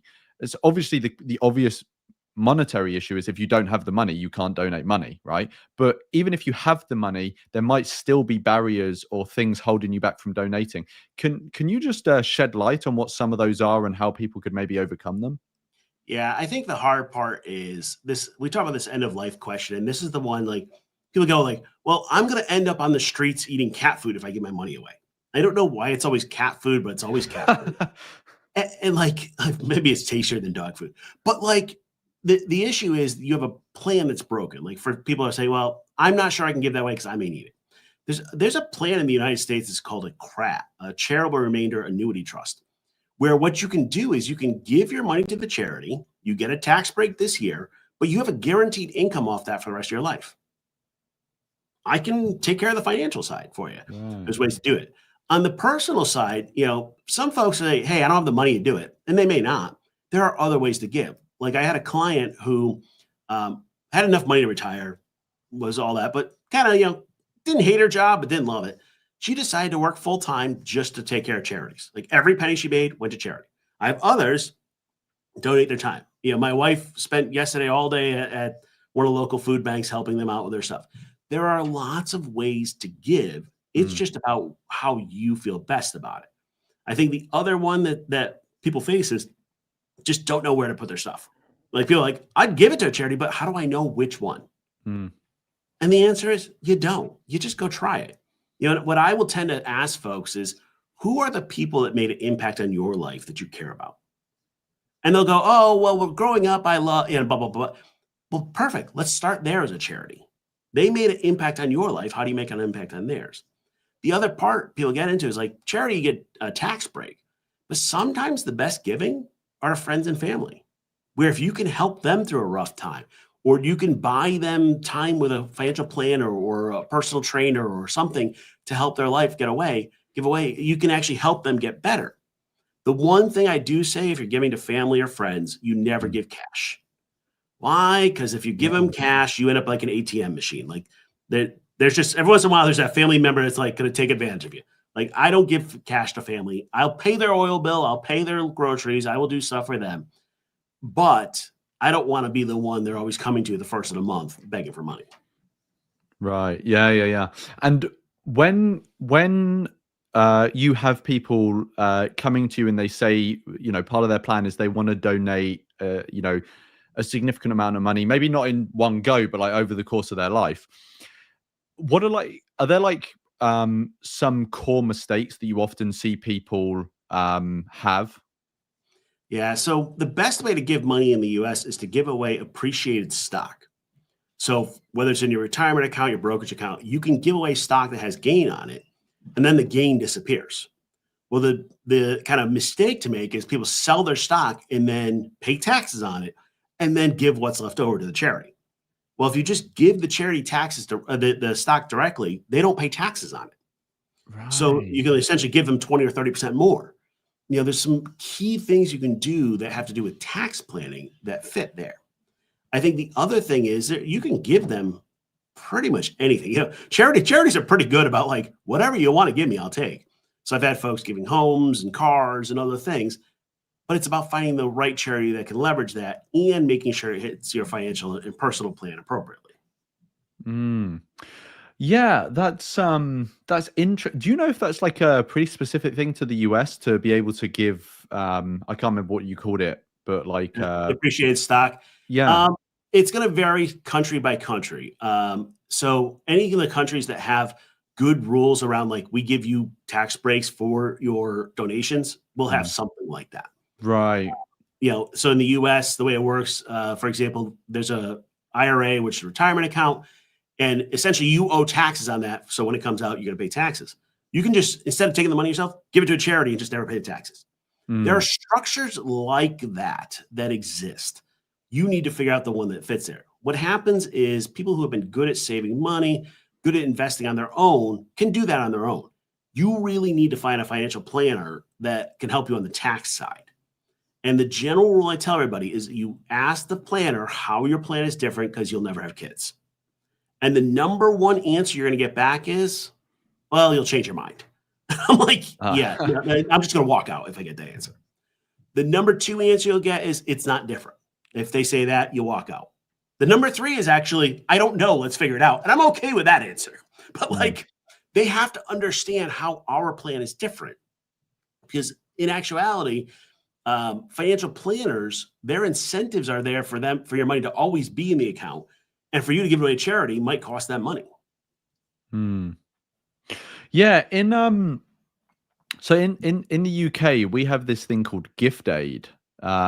So for anyone that is watching that might not be aware of it, so it's essentially, I mean, I'm sure even though you're based in the US, you may know even more about it than me, but the way I understand it to work in the UK is that so you're obviously taxed on income, but then if you want to donate some of your income to a charity that is eligible, obviously, for gift aid, then let's say you donate, £100, the government will then give a bump on that of 25%. So you'll actually be giving £125, but it only costs 100 to you. And in my understanding, that's essentially to compensate for the fact that you would have been taxed originally. So it's basically just taking away the fact that you've been taxed on your donation. Do you know? Again, I know you're sort of specific to to the US. But are you aware of any like really cool systems that other countries have around the world that people might wanna look into? So my favorite, you used that UK example, and you kind of stole my example. But what's nice about the UK system, essentially, it works out the same math as what I was talking about with the US system of you not getting taxed. Mm, The charity gets X. The cool systems, let's talk about it a little differently rather than countries, are by companies. So you're seeing a lot of companies that will offer to match charitable giving for their employees. Because like companies like mm, whatever, they have a goal to give away $1 million a year. They don't really care which charities they give it to. Hey, you give $500 to your favorite local charity. That works. Now, one of the things to watch out for, in particular with this group, so in the U.S., we have something called donor advised funds. They're held at brokerage firms. There are ways to give money, but they're called donor advised for a reason. The donor gets to kind of like say, hey, in the future, I want to give this money to a charity. You don't have to specify it right now, but it's advised, not like guaranteed. So we've actually had some charities that are donor advised funds that were refused to donate to charities that are around reproductive rights or some of the more political issues. So, if you're working on with companies, other things, you want to make sure whatever charity you're giving to, they are willing to match or give the money to, because we are seeing some say no. Yeah, that's a good point actually, in that it's not like a government-based scheme, but it's a company-based scheme. I've heard of friends who have donated through companies, or yeah, with the benefit of a company scheme. I was wondering, so, and one thing that's going to determine how much someone wants to donate is obviously going to be how much money they have, right? Are there any other factors about someone that might make different individuals give differently that you think are quite sensible? One obvious one might be, say if you have some sort of disability that you're going to expect to need care for, in the future, that's very like a reasonable expectation. But is there anything else that people should take into account when considering how much they'd want to donate? Yeah, if we use a disability example, if you have like a disability, okay, cool. That's the case where you give money after you pass. Like whatever's left when I'm done, great, because I have a need. The other one that gets kind of interesting, it's a little tangent from what you're asking, is don't ask your family what you should do with your money. And I say this kind of tongue in cheek, but you all know what I'm talking about. I had somebody recently who very charitably minded. We were going to do something that happened to help their taxes well. And once we started doing the plan, they started talking to their family members. Their family was like, no, you must give that to your niece or nephew. I'm like, no, I don't. That's my money. I can do whatever I want with. I think the hard part is if you ask more people about what to do with your money, they're going to say whatever they think you should do from their eyesight. The other one we get is people, in particular, people who are, your parents or family members who have kids, they go, well, you're going to need that money later. And I'm like, how do you know? And they're like, well, because that's my plan. Now, they won't actually say that, but like, that's where that is. And it's just this thing where people, I think they're well-meaning, but they try to put onto you what their personal beliefs are. So if you ask a parent, hey, are you going to be giving a bunch of money away to charity? They're going to go, no, because I need to leave money to the next generation. So obviously you need to too. And they may not be that blatant about saying it, but we have those voices in our head that say that. So when people say, well, I can't give to charity, I often ask why. And every once in a while, some people are like, I'm not charitably inclined. Cool. There's some people like, it's just not the way they're wired. That's fine. But for most, it's like this other voice in their head that says you can't. And why? And as I pull that apart, they'll often find like their father's in their head or their family member or a friend or whatever else saying they can't. And then what I will do is actually do a full financial plan and show them at the end of their life, hey, you're dying with millions of dollars. Giving away $1,000 today is going to make no difference on that. And it takes them a while to get used to it. Yeah. So we're coming up to closing. We've got about 5 minutes left. I have a couple more questions. There was one that I really wanted to get in because I know it's quite relevant to our current circumstance. So I'll ask that one now, which is, do you have any thoughts? And I know obviously there's a lot of uncertainty around this, But do you have any thoughts around how the rising prominence of AI, artificial intelligence, and essentially everything we do is going to? Do you have any sense of how it's going to affect child-free people's ability to plan financially? Obviously, it might impact their work. It might have implications for things like end-of-life care, all this sort of stuff. Do you have any broad thoughts and tips that you might want to convey to people that are related to AI? So here in the U.S., this week is Thanksgiving, and I spent Thanksgiving with my nephew, who's 13 years old, arguing over AI. And his take at 13 was, we should not use AI because it's taking jobs away from coders. And my take is the only way to protect yourself from AI is to be the one running the AI.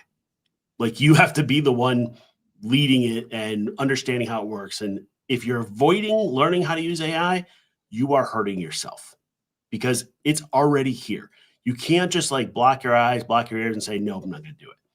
You have to learn how to embrace it and how to use it in your job, in your work, and everything else. I use it every single day. Me and my wife have fights about using it because she's a researcher. We're both researchers. She thinks it's evil to use it for research. I say it gets the research out faster. Like, now you still got to check it. You still got to work through it. I will say on the aging standpoint, I had a really interesting meeting last week or a week before with a company called CareFlick.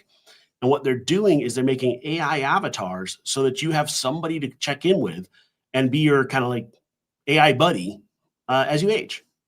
I don't know if it's going to stay. I saw something recently, a robot to do that, all that. Saw somebody building that into a lamp. Why a lamp? I don't know. But the AI future is here. From a financial standpoint, where I'm at is I think it's time to save up some money and learn new tactics. If you can't figure out how to shift your job to embrace AI, you're going to be wiped out by AI. And people go, well, they're not going to wipe out plumbers. No, that's true until robots can do that. I was at an aging conference about a month ago, and they said one of the first things that people do as they retire is they buy a new Toyota. And it's just kind of like a random car, but just, happens to be a Toyota. And I said, well, it costs you $40,000 or $50,000 nowadays, and you buy a good, reliable car. Well, what happens when people retire now in the future and they buy a robot for $40,000? Because that's about what they cost. Well, that robot might be able to help you do a lot of those day in, day out things. Now, mind you, it still can't be your power of attorney, executive trustee, but you can do that. But you need to have the money to do that. And you've got to be willing to embrace the technology. We already lost the fight of whether or not AI is going to take all the jobs. It's just a matter of which side you're on. Yeah, it's I personally, I find it very hard to make future oriented decisions because of AI, because it's we just don't know how the world is going to look. And in my head, I often go back to what you were saying before about basically just act in a way now that's going to give you as many opportunities in the future, basically, so that you can kind of pick which one you want to go for. But it's very uncertain times, so it's hard to make hard and fast sort of judgments about things. I had maybe we can fit in one or two final quick questions. So one quick question I had. So I'm sure everyone who's watching now is probably familiar with giving like maybe £100, £50, something like that. But there might be some people out there who are wanting to give much more significant sums. Should those people be donating in different ways if you're wanting to give a more significant sum, or are all donations essentially the same? You just go on the company website, click the donate button, blah, blah, blah. Or is someone looking at donating larger sums? Are there things available to them that they can do so more effectively? If you're looking at giving a larger sum, you got to work with a financial planner to figure out the tax implications. So, for example, in the US, if you're going to give $100,000, let's just use that one, I'll have them give $100,000 1 year and then give no money for a couple of years, because it actually works better for their taxes. Right. And if we're giving appreciated stock, which stock we like, there's a bunch of like tweaks that happen with it. But the key is you need good planning. This is not just like, I'm going to write $100,000 check to some random charity. The other thing is you want to know everything about that charity that happens. So, for example, I had somebody that wanted to give $5 million to a charity, and the charity's total budget per year was like $1 million. And I'm like, you will destroy that charity by giving them $5 million overnight. And the reason is they don't have a structure for like what to do with it. And, often when that happens, charities start spending money on stuff that doesn't have a benefit. And if they don't have a good plan on what to do, if they got, quadruple their normal amount, then they end up eating themselves, or the CEO ends up taking $1 million paycheck. Yeah. I think that's all we're going to have time for. But thank you so much for your time. Obviously, we'll make sure people have links to Childfree Wealth, to the podcast, to the book, also to the TED Talk, and obviously congratulations on the TED Talk as well. We'll be sending out a newsletter tomorrow with those links, just so the audience knows, so they'll get all of that.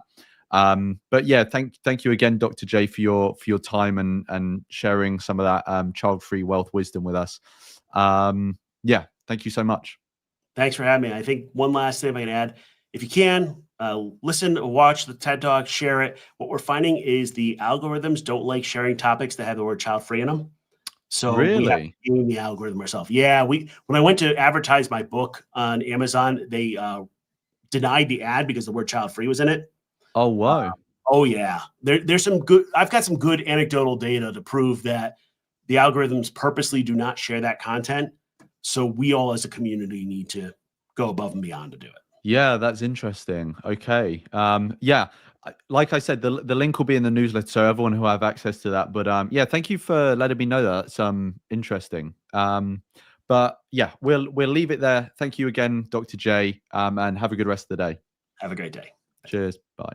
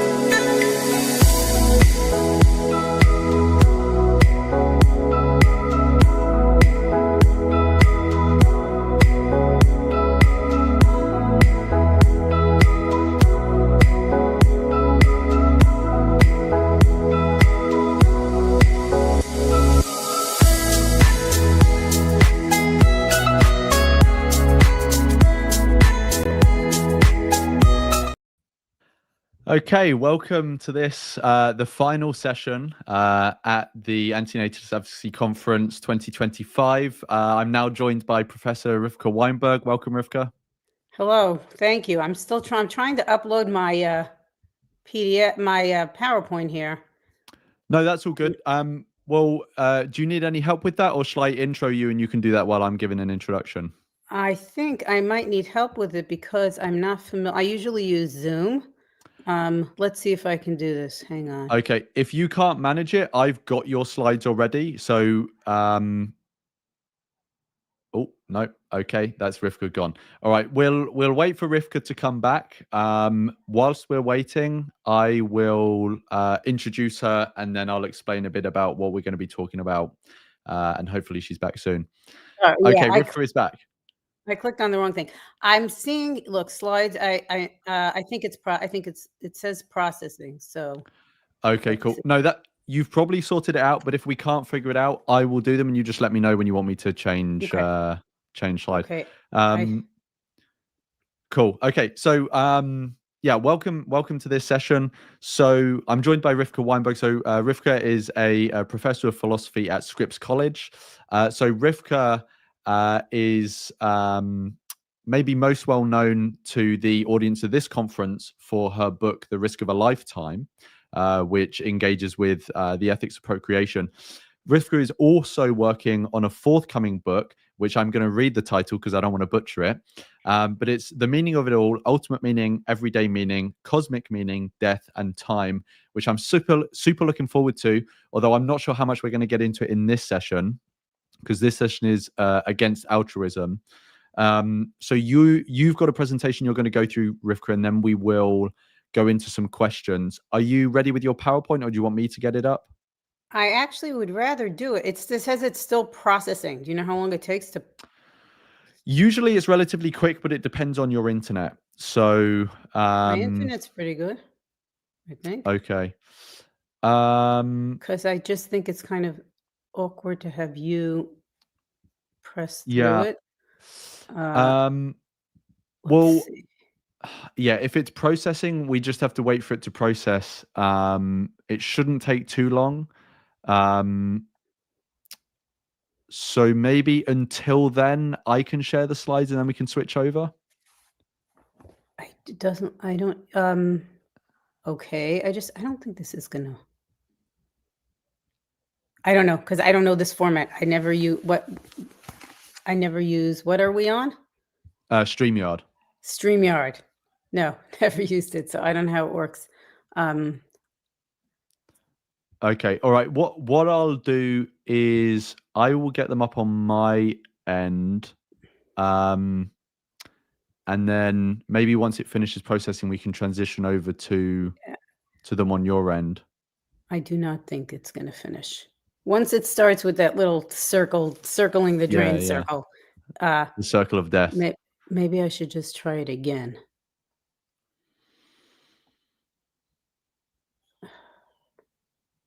So let's see. Here, let me try it again. Okay. All right. For now, I'll get the slides up so people can see the first slide. But yeah, see if you can. It is still processing.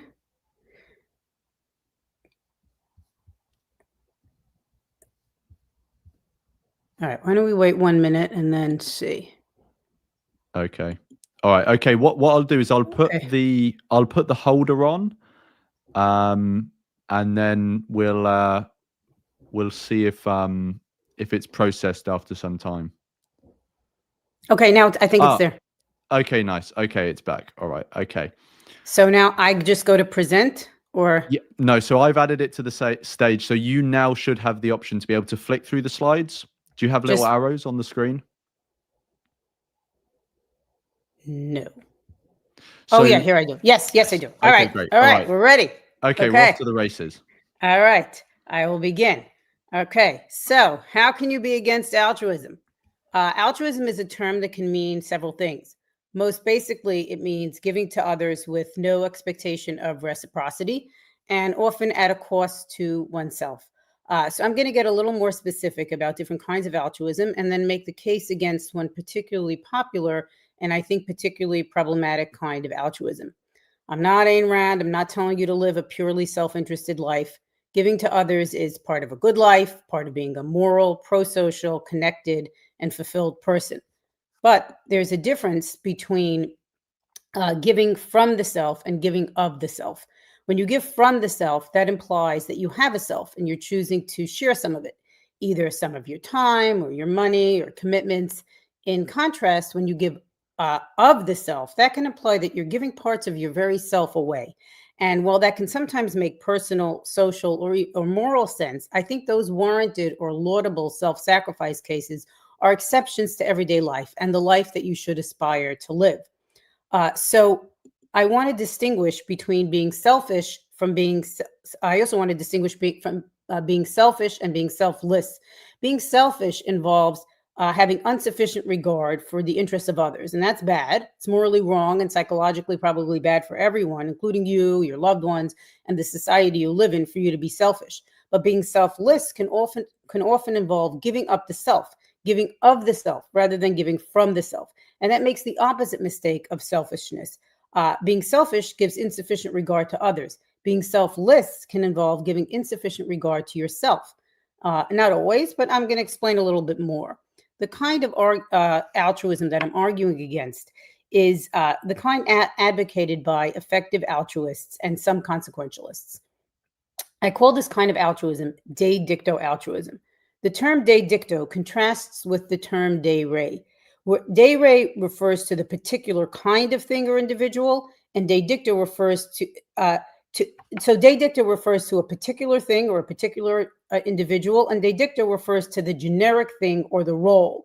For example, if we're going to talk about the king, that's a de dicto reference, the king. If we talk about Louis XIV, that's the person the particular individual who fills the role. That's a de re reference. We can say the president of the United States refers to anyone who fills the role of the president, de dicto. In contrast, if we're going to talk about President Trump, that refers to the particular individual filling the role. So that's a de re reference.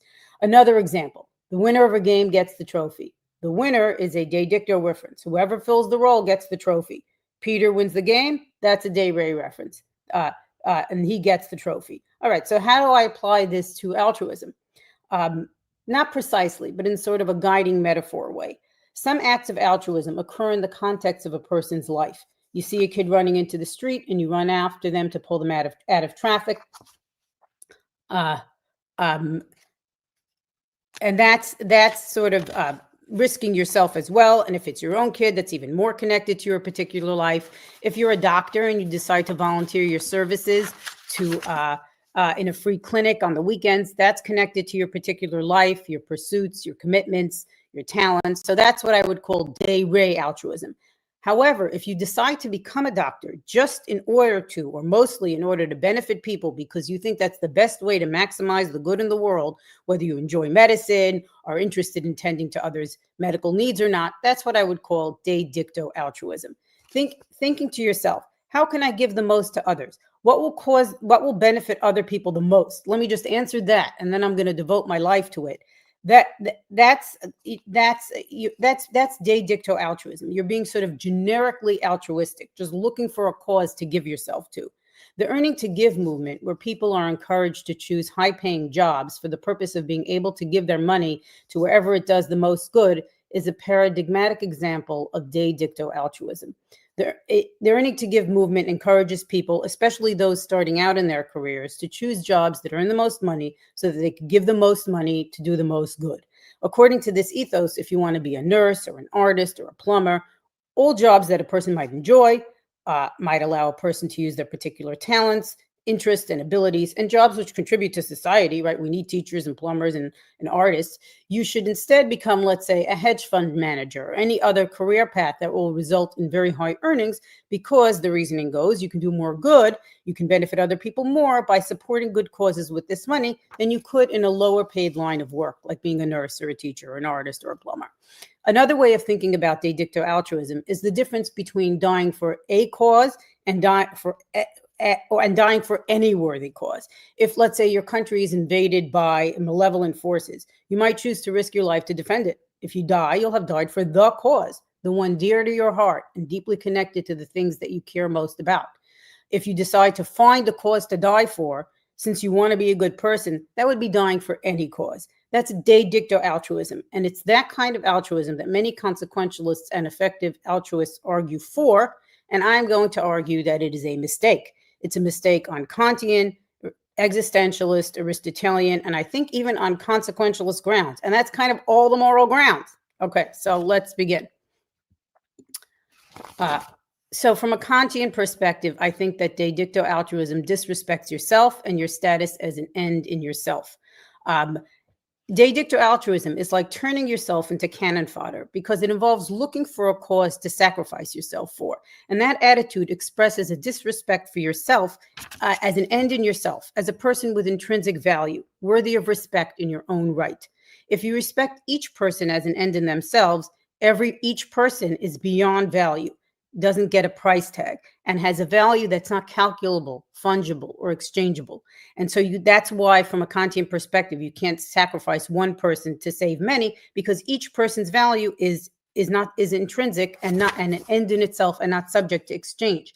We care about your happiness because we care about you, the person, the moral agent, the being with the capacity to set ends, is what has intrinsic value. The happiness of a person is only valuable because the person is valuable. Therefore, it wouldn't make sense to sacrifice one person, the thing of value, for happiness, the thing that only has derivative value derived from the intrinsic value of the individual. Another way to think about this is that each person has one life to live, and so when you do people math and you decide to kill one to save 20, you've killed one to save 21. They don't add up to some other kind of conglomerate of 20 people. Because each person only has one life to live or to lose. That doesn't mean that numbers never count at all, even from a Kantian perspective. As Scanlon argues, if you're in an empty lifeboat with one person drowning a mile east of you and 20 people drowning a mile west of you, you should row toward the 20, because to do otherwise is to treat the 19 people as if they weren't anybody at all. They seem to count for nothing, when Kantian ethics is supposed to count each person limitlessly. So this is how numbers can sometimes matter on a Kantian or contractualist grounds, but it's still not going to allow you to intentionally kill some or sacrifice some to save others, because if you're going to do that, then you're treating people as instruments to mere means to ends, which contradicts the view that each person is an end in themselves. Being an end in themselves, in yourself, is a status that commands respect, and a status that morally constrains how you can be treated. And that constraint applies to you. It applies to how you treat yourself. If you decide to earn to give, you disrespect yourself because you're using yourself as a mere means for the betterment of others. You're turning yourself into a mere cog in the utilitarian calculus, to borrow the metaphor from Bernard Williams. But you're not a cog, you're a person. You're an end in yourself. And it's therefore strange that you value people so much that you want to give your life away. Because what are you, chopped liver? Aren't you also one of these supremely valuable, intrinsically valuable people? If you value life so much, why do you seem to value your own life so little that you're not just willing, you're looking, seeking, trying to find something to sacrifice it for? Even if you're going to save 2 lives or 2,000 lives, each person only has one life to live, same as you. By seeking to live a life fundamentally based on self-sacrifice, by looking for the greatest good to give yourself to, you're pimping yourself out to the world. What happened to you? The attitude or intention to live fundamentally for others shows a lack of respect for the awesome intrinsic value of your own personhood. So that's the Kantian ground. Now I'm going to move on to the existentialist ground argument against de dicto altruism. The earning to give directive, which was somewhat modified to allow people with particular abilities to use their abilities for the greater good, but it's still fundamentally focused on getting people to devote their lives to affecting or producing the most good. And the view of effective altruism movement, among other kind of consequentialist directives, are sort of prime examples of this giving your life away to the good, which disrespects your life, your potential, and your very self. And I find it especially off-putting to see academics in positions that they do because they enjoy them, and they don't do because they produce the most good, probably don't produce the most good that they could. It really bothers me to see them proselytizing among the youth to get young people to sacrifice themselves, their interest, and their varied potential and become like a soldier in the greater good army. It's no accident that the idea of giving yourself to a cause is particularly attractive to young people. One obvious reason is that if you're on the verge of adulthood or a young adult just entering adulthood, you tend not to have deep personal projects or commitments yet. You know, spouses, children, careers, or callings that you've already devoted yourself to. So young people are like ripe for the picking. But another reason that the effective altruism pitch is often focused on young people is like just as insidious and just as off-putting and horrible, because it takes work to build a self. It takes work to make a life for that self. As the existentialists teach us, existence precedes essence. We exist before we find the reason for our existence, the meaning in our lives, and the selves that we're going to become. It takes work to develop a self, to choose the values or projects that are authentic to yourself, and then live in accordance with them. It's daunting work, and we can sympathize with young people cowering in the face of their awesome human possibilities and experiencing a failure of courage. What should I do? Who should I be? Who might I love? These are really hard questions. Difficult questions. Instead of doing the work of answering these questions, of making a self, in a sense, it's easier to slip into the supposedly morally exalted, heroic, save the world sacrifice life. But that constitutes a kind of bad faith. Subordinating the person to the cause, says Simone de Beauvoir, is a form of bad faith. It commits the moral and psychological mistake of not living up to your freedom to make choices and particular commitments. Be a person. Try to live up to your potential. That will be good for you and also good or good enough for the world. The world needs all the jobs, so don't worry too much about that. As long as you're doing something broadly positive that's consistent with your potential, you're doing justice to yourself and the world.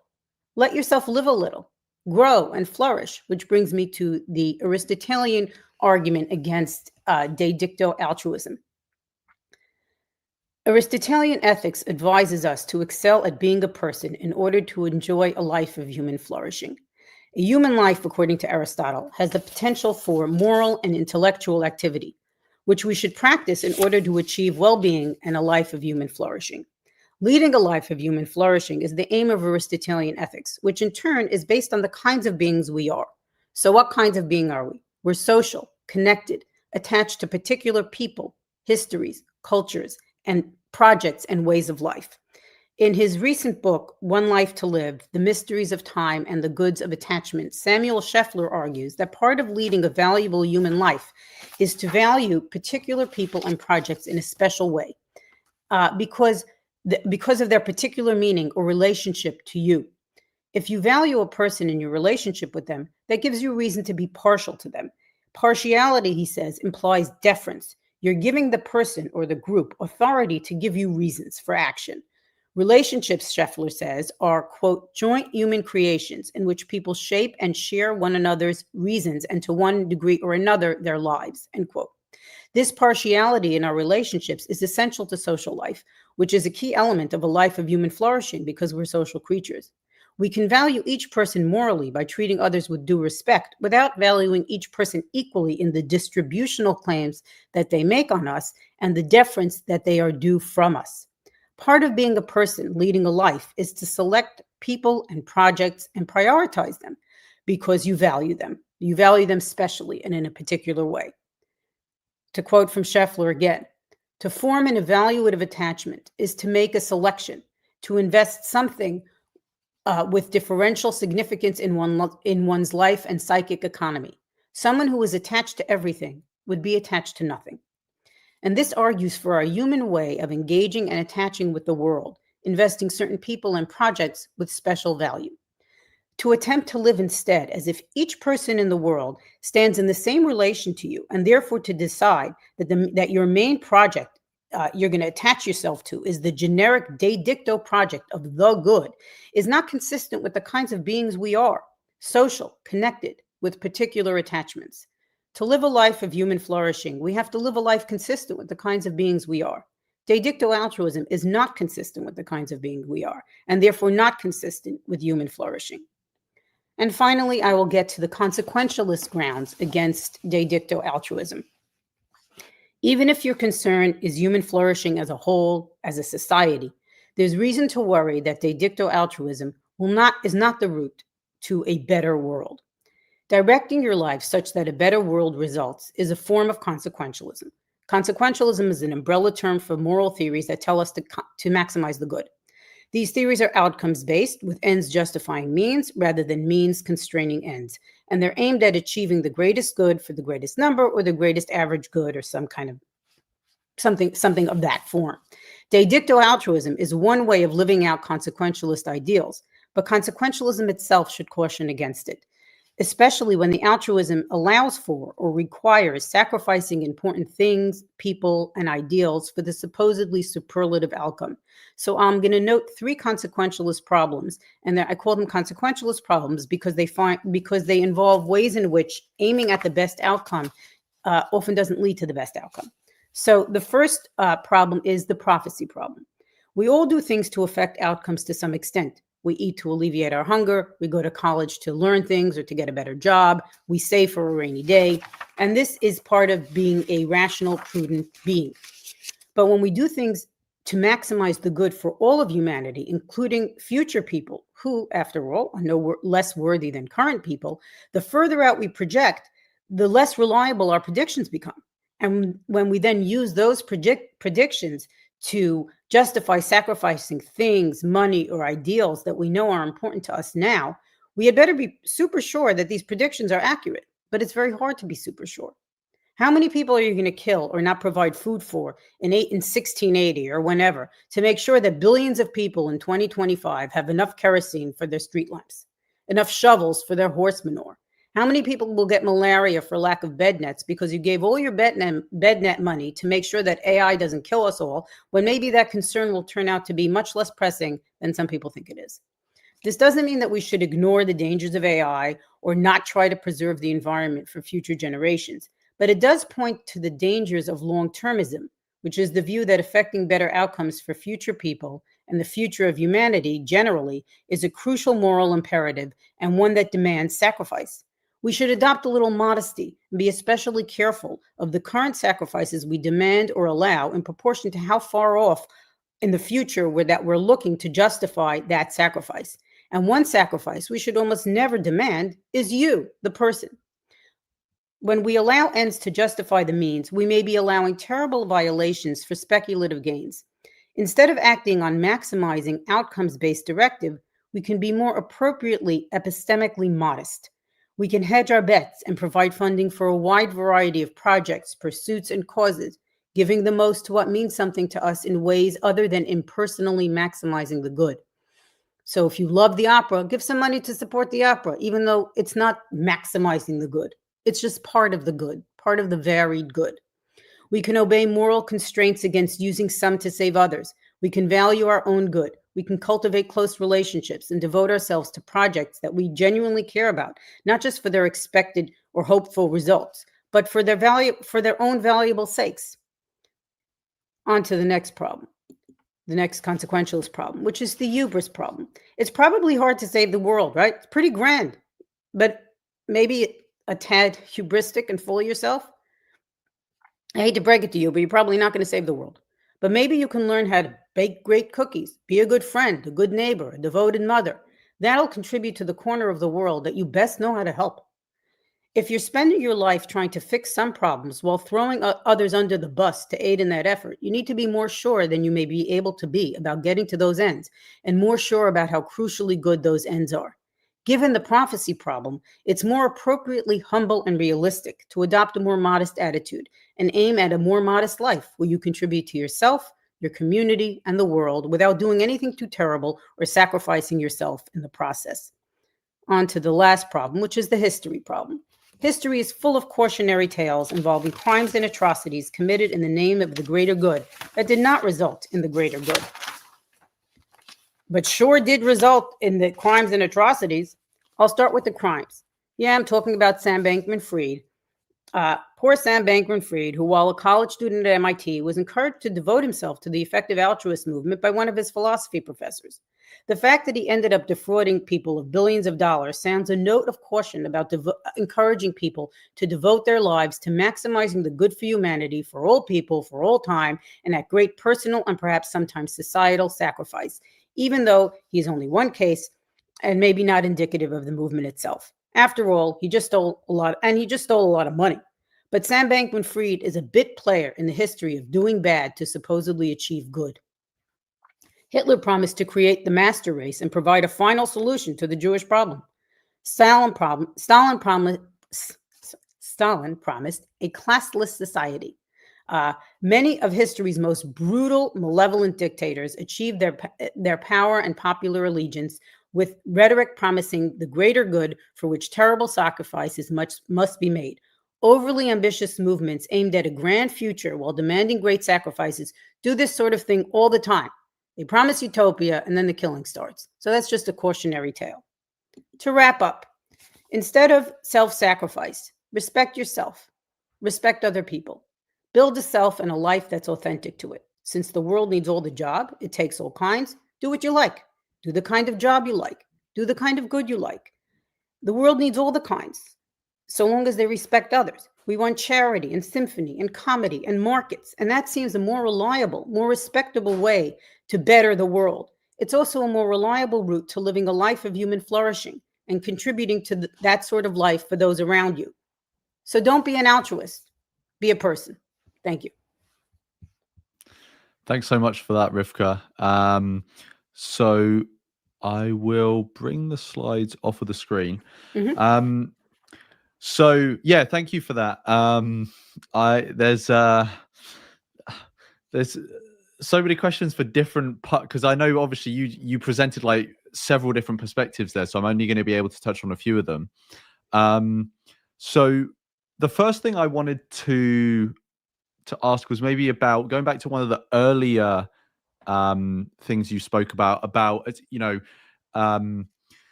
there's this issue with, I don't know if this is the best way of phrasing it, but being like a rebel without a cause and then trying to find a cause to be a rebel for, but obviously you're not, and sort of pimping yourself out for the betterment of humanity. And I can understand that the common sort of recommendations in EA spaces, like, for example, using your career to raise money and then donate that money. This is a more sort of extreme version of allowing yourself to be like a vessel for benefiting others. But do we not often do this in sort of everyday instances anyway? So, for example, there are many instances where we will go out of our way to benefit others that may also bring some benefit to us in that we find maybe meaning in it. In a very sort of small example would be, you spot an elderly person who is maybe, struggling to cross the street. You would go over, go out of your way and help them. This seems like the same sort of principle, but in a non-problematic instance. So is it an issue of scale that you have a problem with? I don't think it's an issue of scale, because that would just mean you're doing too much good. Right. So it's not just like this is the right amount. It's the intention that you use and the way that you find and the way you come to it. So a Day Ray kind of good is, well, this is my life. This is my neighbor. This is a person in my community that I'm helping. It's part of the life that you've built for yourself. Right. When you pimp yourself out to the world, and this was a conversation, I actually came up in a conversation I had with a young person saying, oh, well, should I do this? Should I do that? Well, this is going to do what's going to do the most good. And it's like, why are you pimping yourself out to the world? Don't just decide that you're going to do whatever sort of fills the most good, because then you have no life project. Your life project is other people's good, right? It's just what you yourself out to the world. And so that's the difference between that approach, even though you might end up doing the same thing. Let's say somebody decides to become, I don't know, a cancer researcher. One person does that because their mother died of cancer, or they're very interested in the field, or they think they have some insights, and that's what they dedicate their life to. The other person is doing the same thing, but not because their mother died of cancer, or because they're particularly interested in it, or because they were very good at it, or had an idea about it, but because they sat down and thought, what isn't the best way to help the world? And this is the way that I could help the world best. So this is what I'm going to do. And that is a way of taking yourself out of it and pimping yourself out to the world in that way. So it's not a matter of how much you do. It's how you get to the good that you're doing.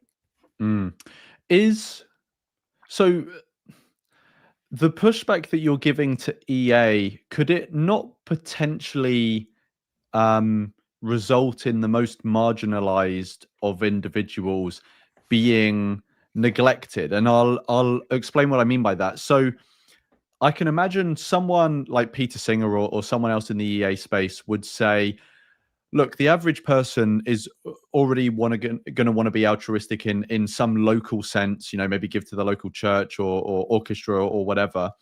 And because those are the things they interact with, right? And the kinds of people that are going to want to donate time or money are going to be the people who have those things. And they're going to be exposed to people around them who are already relatively well off.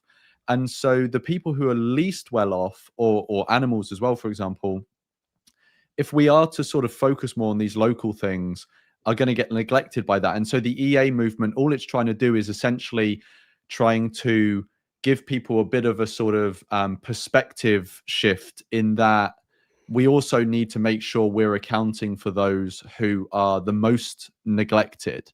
So do you not see the EA movement as a sort of just corrective to how we think about doing good? No, because it's not what they say. They don't say, let me draw your attention to some neglected groups in society. That's not what they say. So there's different ways to address marginalized people, or people who need the most help, who have the fewest connections. A lot of that should be political, and through institutions that we set up to have a more equitable society, because of like the political social contract and the basis of property, right? I mean, property is an agreement. I agree not to take your things, and part of the reason that I agree not to take your things is because I'm going to have enough things. And so that's a social contract that is political, usually within your society. But and that's sort of one way to address the people who need the most, let's say, the least fortunate, the most marginalized, or whatever you want to call it. You could also have a charity that says, look at this group of people that has not gotten enough, that's so neglected, and nobody's paying attention to them, and we need to take care of these people. And they could, let's say, go on an ad campaign, and you might see that ad campaign and be moved by it and decide to give some money to it. That's not I would still call that de re altruism, because it's connected to your life. And I don't think that's what the effective altruism movement is about. And it's not what they say. They say, do the thing that makes the most money to do the most good. It's all very de dicto. It's all sort of generic.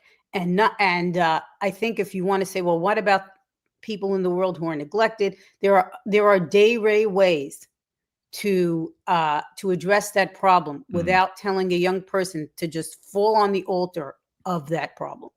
Right.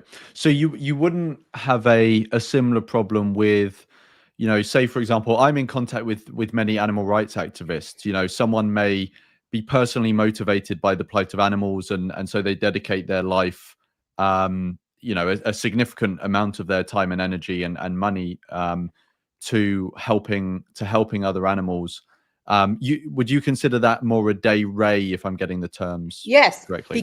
Because you're, let's say, a lot of animal rights activists feel personally connected to animals. Right. They feel personally moved by their plight. They feel a sense of fulfillment from seeing some of their work come to fruition. It's something they choose because it's their value. It's connected to them, not because it's going to decrease the most amount of suffering. Like, let's say we're talking about factory farming, which is, which should be a crime, and we should just outlaw it. And that would be one way to take care of it. But to say, well, which animal has the biggest population? And so, I'm going to just measure the suffering and aim myself at that. That would be much more de re to me than to say, like, I am moved by the plight of the chickens. That is more de re. And if if anyone here eats chicken, if you want to keep eating chicken, don't look into the plight of the chicken. It's pretty bad. So that I think can be most of the good I can't think of any particular sort of project that is not a de re project. So what makes something de dicto is how you get to it and how you are sort of advocating for it. And the effective altruism movement is sort of the pinnacle of de dicto-ness. Do the job that makes the most money to reduce the most suffering long term. Add that on, and you might as well not exist at all.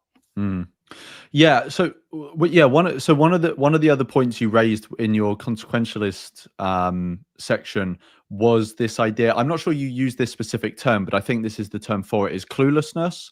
Yeah. I think Lenman wrote a paper on that, so that's why I used that term. He talked about how the problem with consequentialism is you just, it's like the butterfly effect and the baby Hitler problem, and you just don't know what you're getting yourself into. Yeah. So I know that. So one of the speakers we had yesterday, Magnus Vinding, he's written on this, and so my understanding is he's a consequentialist himself, and he recognizes long-term cluelessness in that, if you're thinking about what you want to do now and how you want to best, better others, it can actually be quite difficult to know what exactly to do given there's so much uncertainty. And if I'm not strawmanning him, his prescription is that we should kind of approach things in practice on a sort of virtue ethics basis, in that we can identify certain virtues like kindness, telling the truth, things like this, that seem like the normalization of those virtues, and generally approaching our actions by embodying those virtues is probably going to lead to the best outcomes in general. Do you have any sympathy for that sort of remedy for cluelessness at all, or an approach to doing good in general? So I'm not familiar with his work, so it's kind of interesting to me because it doesn't sound like an approach to it just sounds like straight up Aristotelian ethics. If you're going to just be virtuous and develop your character, then how is it? I mean, will you contribute to the world? Yes. Will you affect the most good? Probably not. So I'm not sure how it's supposed to sort of connect to that problem. It seems to be a way to avoid cluelessness is to just give up consequentialism, because virtue ethics is not consequentialism. It's not ends justify means. It's not maximizing outcomes. And so it just sounds like a turn away from consequentialism. But maybe I'm not understanding the view because I haven't read it. Yeah, I don't want to push this too far because I might be misrepresenting what he's saying anyway.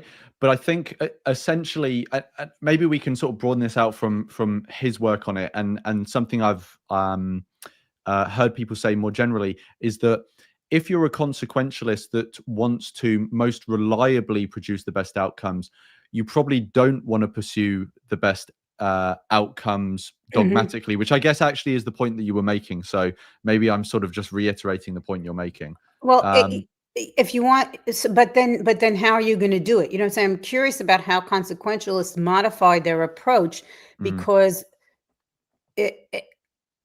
I don't see how the theory really allows for that. I mean, it can allow for that. I shouldn't say that. Let me not say that. If you're trying to maximize the good, and the way to maximize the good is not to aim at it, but instead to live an Aristotelian life of virtue ethics, then you're just, that's fine. You're a virtue ethicist with a funny reason for being one, or not a funny reason, a reason that I think is not the best reason for being one. But I don't see then the sort of, I mean, Aristotle would probably say that too. He says, don't aim at happiness directly, right? It's not going to work. Aim at developing your character. I guess I would have no problem. I mean, it's not that that certainly avoids this problem that I'm talking about. Let's put it that way. It does avoid that problem. Is that the best ethical theory? I could see problems with it, but it's not going to have the problems that effective altruists have with, or long-termist consequentialists will have, because consequentialism demands that you maximize the good and demand sacrifices for it because the ends justify the means. I think ends justifying the means is not a good way to live your life or to help people or to. It's not the right ethical theory. But even from but that's not what I was arguing here today. I was saying from the consequentialist perspective, effective altruism is not the best route to the best outcome. Yeah, I don't want to butcher Magnus's message anymore, so I'm going to move on from that specific point. So, I wondered if you thought that a focus on effectiveness has any place in our altruistic endeavors. In that, I could maybe understand it fitting into what you're saying, but please correct me if I'm wrong. In that, once you've resonated with a specific cause, so let's use chickens again, maybe you come across a documentary and you really connect with the plight of chickens.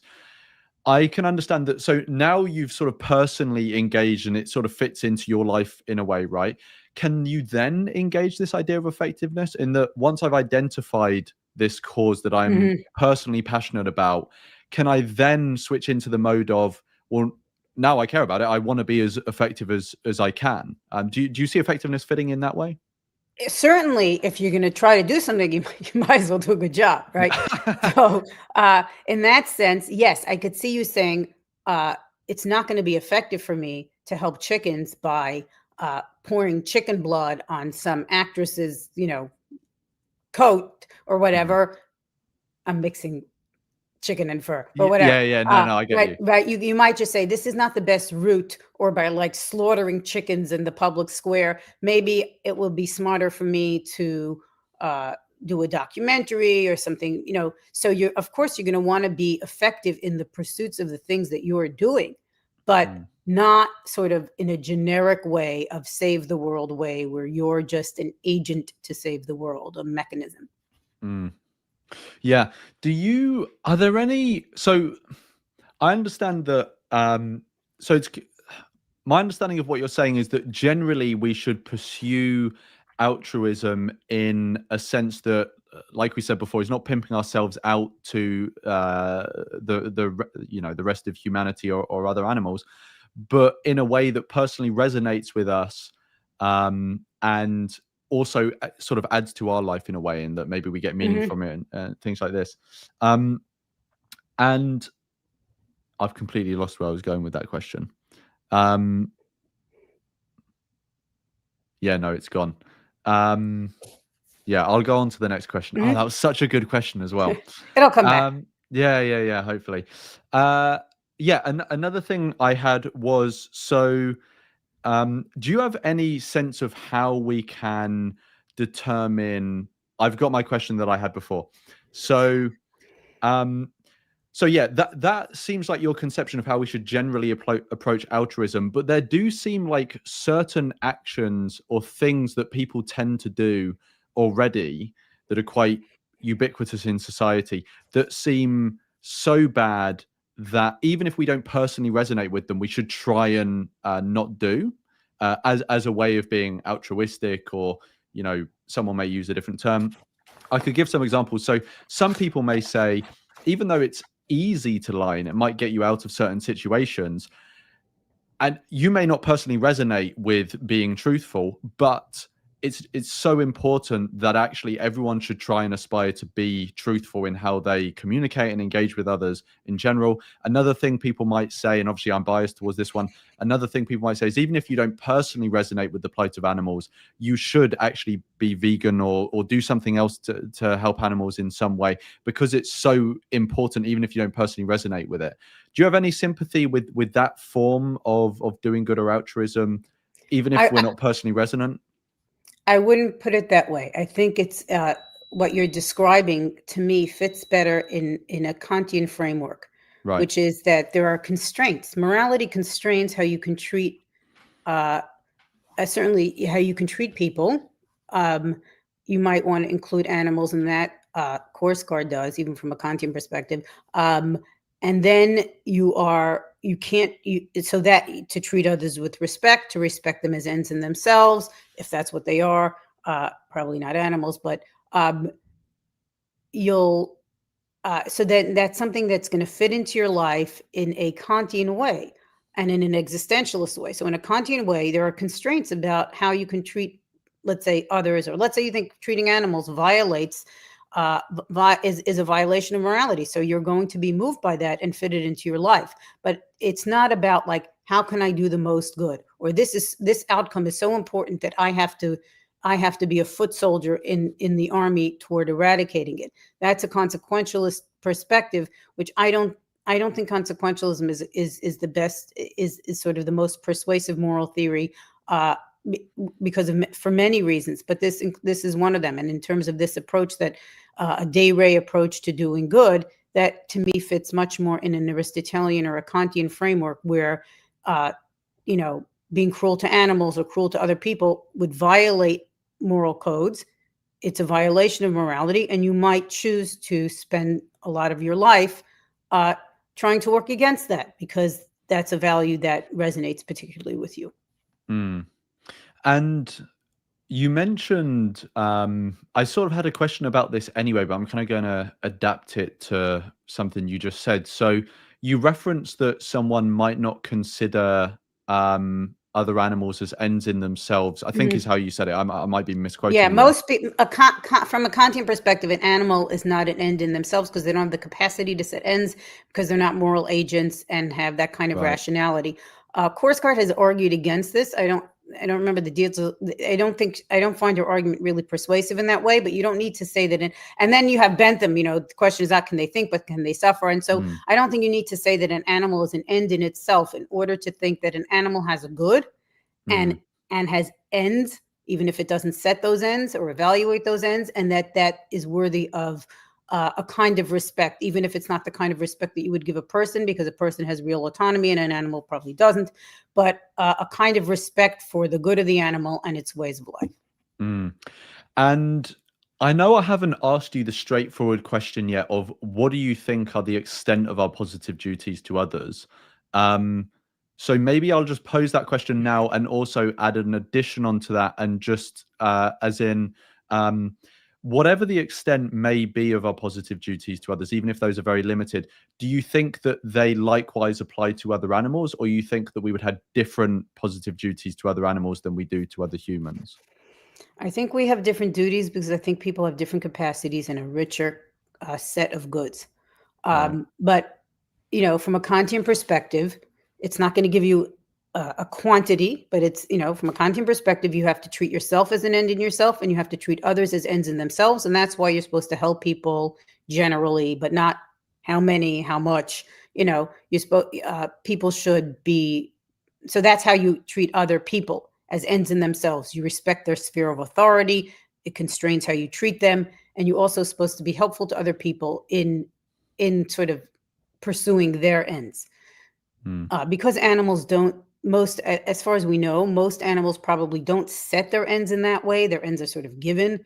You can think of an animal's good as more limited, and it's not going to have that kind of respect because it's a moral agent, but it can have respect as an agent in the world, as a being with a good, right? We certainly think that something is good for an animal, right? It's a functional system. It has a good, it suffers. And so your duties to other animals would be to not cause unnecessary suffering, or, there's a lot of debates and a lot of ways to fill that in. But I do think that the duties are different. Yes. And also because I have some, contractual sympathies. And I think that we live together with others. We want to have good relations, and that's part of our community. And I think that animals, much less so, except for pets, which I think are bad. So, and I just wrote a paper about that.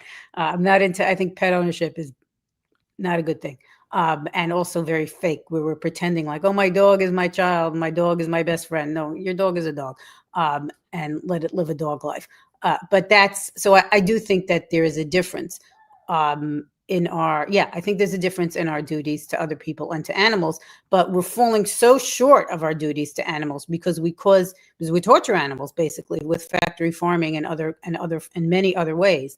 And so it's kind of an interesting question in terms of just practically, if you're trying to reduce the suffering of animals or reduce the suffering that people cause, humans torturing animals, should you try to make the argument that an animal is just the same as a person? And I think it's a harder argument to make, and I don't think you need to make that argument. An animal's an animal. It's not the same thing as making a person suffer, but it's still a very bad thing, and there's no excuse for how much we do it. So I don't know. I don't know what perspective your question is coming from, like why you're asking the different statuses. But I think, yes, I would say that I think people and animals do have different status, especially to us, because we're people. Like Singer says, we're specious. We shouldn't favor our own species. I don't agree with that, actually. I think it's fine for us to favor our own. We're people. Why shouldn't we care more about people? That's who we are. That's who matters most to us. I think that's fine. But that still doesn't excuse in even the smallest way of the way we treat animals, because we treat animals so terribly. Yeah. I can't remember if you mentioned this already, but there are like particular individuals that people generally accept we're going to have like special obligations or duties towards, right? So like a child, for example, if you have a child, you have like a particular duty towards them to, raise them well and, this sort of thing, and feed them. Do you have any sense of like how overwhelming those duties are compared to the positive duties we might have to others? So if you were to take the most pure utilitarian line on this, you would say that your child matters no more than anyone else's child. There may be practical considerations that means you focus on your child more, but in theory they don't matter more than any other child. And so they would say you should cover their basic needs, but everything else should basically go to others. Do you have any conception of how you think our special duties would impact what we would do for others as well? I think your duties to your child are much stronger because, and I've argued this in a lot of my work, you impose the risks of life on your child. They did not ask to be born. Nobody needs to be born. There's no subject for the deprivation of life. There's no anything. Nobody. So you're not doing anybody a favor to create them. You create a child because you want to, and you are imposing the risks of life on your child. Those risks last a lifetime, and I think you are. So I think that is sort of that burden of risk imposition is on you. You have to mitigate the risk. You have to help your child address the risks, overcome the risks, navigate the risks. And I think you have to do that for your child's whole life. And I don't think you have that responsibility to other people who are here. It's not your fault they're here. So I don't think that you have that responsibility because you don't have that responsibility. It is not, you don't have any connection to their need in that way, that any sort of responsibility. The responsibility you have to other people is sort of contractualist based on their role in your life and in your community and maybe even in the wider world. But your child's your fault. And so I think that there is a world of a difference between the duties to your child and the duties to anybody else. So officially we've only got 2 minutes left, but I have a few more questions. It is the last session, so we're not like we don't have like a hard stop. Do you have like a few extra minutes? Yes, I do. Okay, yeah, that's great. We can go a little bit. So I had a few more questions. So one is maybe a bit provocative considering your presentation, but I wondered if you thought, so if you were to stand back and take a sober view of everything that effective altruism has resulted in, so we're talking about the Sam Bankman-Frieds, but we're also talking about all of the people that have been encouraged to give to great causes, whether they're to humans or animals. Do you have any sense at all? I understand this is a massive question, but do you have any sense at all as to whether effective altruism, broadly construed, has been more of a force for good or not in the world? I don't know, because I don't know that's sort of an empirical question, and I don't know the answer. But I think conceptually, it is a bad force because it's telling people to do the wrong thing, to do this de dicto altruism, to self-sacrifice, to disrespect themselves in a Kantian sense, to not live up to their potential in an existentialist sense, to not flourish in an Aristotelian sense, and to sometimes do bad things for future good that with a calculus that's unreliable. So my guess is that it has done more harm than good. But I don't have consequentialist sympathies. I don't sit and measure up. Well, if it's done more good, it's right. But my guess is that I would think it has not done more good. And there are other ways to affect this. For example, Peter Singer, who has argued, even though I think he is a consequentialist, most of his arguments are not directly consequentialist, where he said, in Famine, Affluence, and Morality, that paper from the 70s, where he was like, well, what's more important? And where he draws attention to the plight of people who have so little and the excesses of people who have so much extra, and how don't you think it would make sense for you to give some of your extra away or more of your extra away? I think that is more has more impact without some of the problems, right? And so there are ways, and I think so that's it.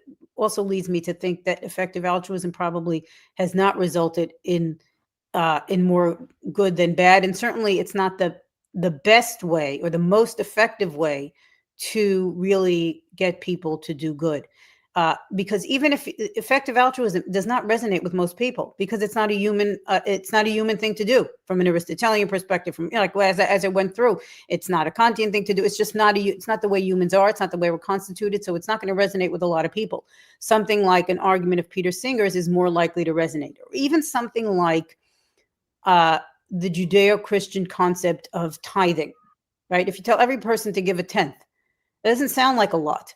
And if you're rich, it's only 10%, but it's a lot of money.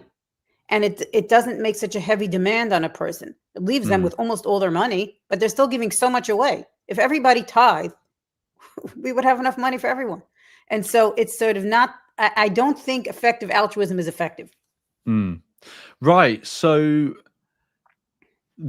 what you've just said actually kind of links to one of my other questions I had down. So I was actually going to ask a question about your new book first, or your forthcoming book related to meaning, but and I've sort of framed this question in that way, but I'm going to try and take the meaning bit out of it. So you were saying just then, if everyone sort of gave a tithing, this is in the grand scheme of things, for a lot of people, it's not like an insane sacrifice. It's not going to put them in the gutter, but it would massively increase the amount of good that can come to people who are needy, who need it. So I wondered, do you think altruism broadly, and maybe giving to charity like tithing or other things like that, should be promoted in the culture, given that message that is being propagated to be altruistic could be construed as a de dicto prescription, because you're essentially saying we want to promote the message that people should contribute to the betterment of others without giving a specific prescription as to which cause. How would you navigate that if you were the sort of supreme dictator of the universe? How would you want altruism to fit into culture? Well, I think altruism fits because we have in a modern state, we collect a lot of taxes, and those taxes are supposed to be used for the public good, and so that is, and it's more than a tenth usually, and that's the way we sort of run our societies, and should make it so that there is no need for tithing, which is, now tithing can sound very de dicto, but in its original form, it was more de re, because you would tithe to your community, and these are people that you knew, or people that you had a social contract with. It was not the wider world. I think that but within a modern context, that really is the role of the state usually, and in wealthier states, you do see the state performing that role of collecting taxes, substantial amounts, and redistributing so that there's some kind of safety net. And so that's a part of the. I would say that's the role of the modern state to do that. And that's also probably why people feel less moved to give a certain amount of charity, because they're already giving a lot of their money away in taxes. and some of that money is supposed to go to the neediest. And it's a redistribution of the wealth within the society. But I want to try to answer your question more directly. Yeah, which I think I did. The question about the tithing, that was tithing within your community. Even the wider world, you have connections to the wider world. It's not that you don't care about anybody. It's not that you shouldn't care about anybody. It's just you're not like a blank check. Yeah. So I had a question that's related to your new book or your forthcoming book about meaning. So this is quite a broad question. So take it however you want to take it. But yeah, how do you think helping others can intersect with the meaning in our lives? And is there any sense you can give about how significant a sense of meaning it can bring to our lives in relation to or compared to other forms of meaning that people could pursue? Well, the kind of meaning that I think is available to us is what I call everyday meaning, which is which you get by engaging with things that have objective value. Morality is one form, in my opinion, of objective value. So is, let's say, knowledge and art and truth. And so you can you can have meaning by creating art, appreciating art, studying things, and learning new things, creating, discovering knowledge, and also by helping people. That is another way that we have, or it's not just helping people. Relationships are meaningful. Relationships involve give and take in an unmeasured way. Those are all sources of meaning, including giving to others, another source of meaning. So I wouldn't sort of measure it up. And I certainly don't think the meaning in life is to help other people, because what do you do when everyone is helped? Then your life is meaningless. And it also, another problem with that way of thinking is that then you seem to need to have this steady supply of people to help. So you want people to be needy so you can help them, which contradicts the fact that you're helping them so that they shouldn't be needy. So that's, that's sort of, it can't be the meaning in life is to help other people, but it is one avenue of meaning because it is a source of value. Yeah, I when I was reading some of your other work, it was an interesting observation that it's an obvious observation in that to gain meaning from helping others, there need to be people in need for you to help, right? So in that way, it's a very obvious observation. But I think underlying that, and yeah, let me know if you agree or disagree with this, but that dynamic to me seems to basically support the pessimistic sort of judgment of the world we live in that one of the most powerful senses of meaning that someone can get, at least in my view, is helping others. Often the people we sort of really revere are those who have dedicated their life to helping others in some way. But for people to generate this powerful sense of meaning in their everyday life, there need to be people who are in need or deprived or victims in some way to be able to gain that sense of meaning in the first place, which seems, it just seems like an awful predicament that we're all in. I don't know. Yeah. It's only a predicament if you've decided that this is the only way to have meaning, or the most meaningful thing, or the meaning of life. Otherwise, it's not a predicament. It's as soon as we have helped all the people that need help, we can devote ourselves to other meaningful things like art and beauty and nature and knowledge. And there's plenty of things that can give us meaning other than, and also relationships, taking care of a child, helping, that's not, needy. I mean, a child is needy, but not in part of a developmental stage, which is different than a person who's needy, for other reasons. And so there's many things that we can do that will give us meaning. It's only a predicament if you've decided that this is the meaning in life, which I don't think there's a good case to be made for that this is the meaning of life. Although many people think so, because it does give you a sense of fulfillment. It's part of the way we evolve. We're cooperative beings. We're social beings. We feel good when we help other people. And not just feeling good, it is a meaningful thing because it's objectively valuable. And maybe this is what you were getting at also. It's often an accessible route to meaning. Many people can help other people, but other routes to meaning are also accessible, like learning or art or nature or beauty. And those are things that are also accessible to people. You just have to be seeking them out. Yeah, no, yeah, we've gone over by 10 minutes now, so I want to respect your time and the time of the audience. But thank you so much for that, Rivka, for the presentation as well as the discussion afterwards. We'll be sending out a newsletter tomorrow, so people will get all the relevant links. And yeah, I just thank you for your time and the engaging discussion. Thank you very much. It's been my pleasure. Thanks. Cheers. Bye.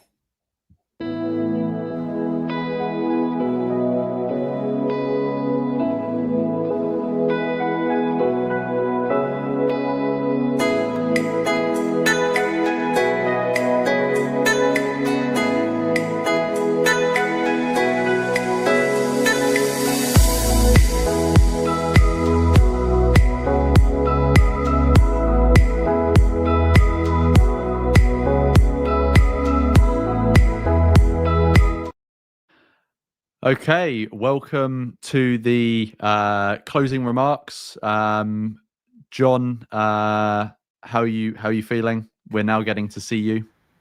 Yes, back on my feet for about 10 minutes before lying down again. Thank you again, Lawrence, for hosting all of the sessions. For those who didn't know, it was supposed to be like we had a couple of years ago with the first Antinatalists Advocacy Conference, where we would take turns. But Lawrence has ended up basically hosting six out of the 7 sessions because of my back pain. So very, very grateful for that. Yeah, so yeah, and obviously that's no problem. I mean, I've enjoyed hosting them. Yeah,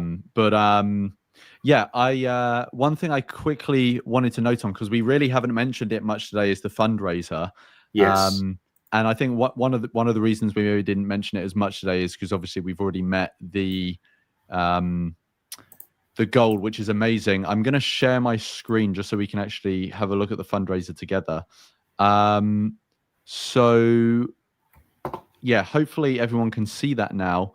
But yeah, it's amazing we've been able to raise this amount. So just to remind people, we were raising money for MSI Reproductive Choices. And yeah, we had a goal of 750. We've now raised £820, which is amazing. Thank you so much to everyone who has donated. The 750 original target is matched. So a really generous private donor said they will double all donation or match. So all donations up to 750 are doubled. So we if we hit the goal, guaranteed to give 1,500 to MSI, but we've gone slightly over that and we've gone to 820. So if I do some quick maths, that's 1,620. So test your mental arithmetic here, No, sorry, it isn't. It's 1,570 that we'll be giving to MSI, which is amazing. Yeah, so thank you so much to everyone who has donated. This is going to be going to a great cause. Yeah, definitely. Thank you so much. I think we can leave the we'll leave the fundraiser open for a few more days, I reckon, just so people can obviously donate as well in the coming days. But that is amazing to have hit the target even before the beginning of day 2, which is just phenomenal. So thank you so much, everybody who has. And if you would like to, if you're able to, please do consider throwing a few pennies the way of the fundraiser. Yeah, no, yeah, like John said, we'll leave it up for 1 or 2 more days, and then once the money's gone off to MSI, we can we'll obviously post about it and let people know exactly how much we raised in the end. Yeah, so in terms of roundup, I thought maybe we could both give like very brief reflections on the conference, and then we can mention feedback as well. And then if you can think of anything else we need to mention, we can do that. Sure. But yeah, what are your general reflections on the conference? Do you have any highlights or anything? I think like fair play again, mate, with the like the admin and the organisation. Just to be clear, Lawrence did a good 80% of all the organisation for this conference. Thank you as well to the others who have helped, who haven't been on screen. So obviously the person who's matching the fundraiser, but also people who have helped with the cost of the software, We've had some help with the moderation as well. You know who you are, and thank you so much. Obviously, a huge thank you to all of the speakers who've given up their time for free. And as with the first Antinatalist Advocacy Conference, we got really lucky with the people that we reached out to. Yeah. Just pretty much everyone agreed to come on board and make their schedules work. And thank you to you, everyone who's tuned in, for the questions in the chat as well. I think in general, like, it's gone really well. Unfortunate back injury a few weeks ago, which meant I maybe haven't been as present, and we could have figured out how to sort out the video situation. So I had like an avatar or something during the debate. I did listen back to part of it and thought it was quite funny. Les and Catherine, this is the debate at the end of the session last week. They're just kind of on screen with my voice coming out again like Big Brother or one of those dystopian things where the government can just talk to you through the corner of your room and allow. That's quite fun. But yeah, massive. And a real range of topics as well. The people who brought their expertise to this conference. So, yeah, just a huge thank you to everyone who's been involved. Yeah, I want to echo all the thanks John just gave out.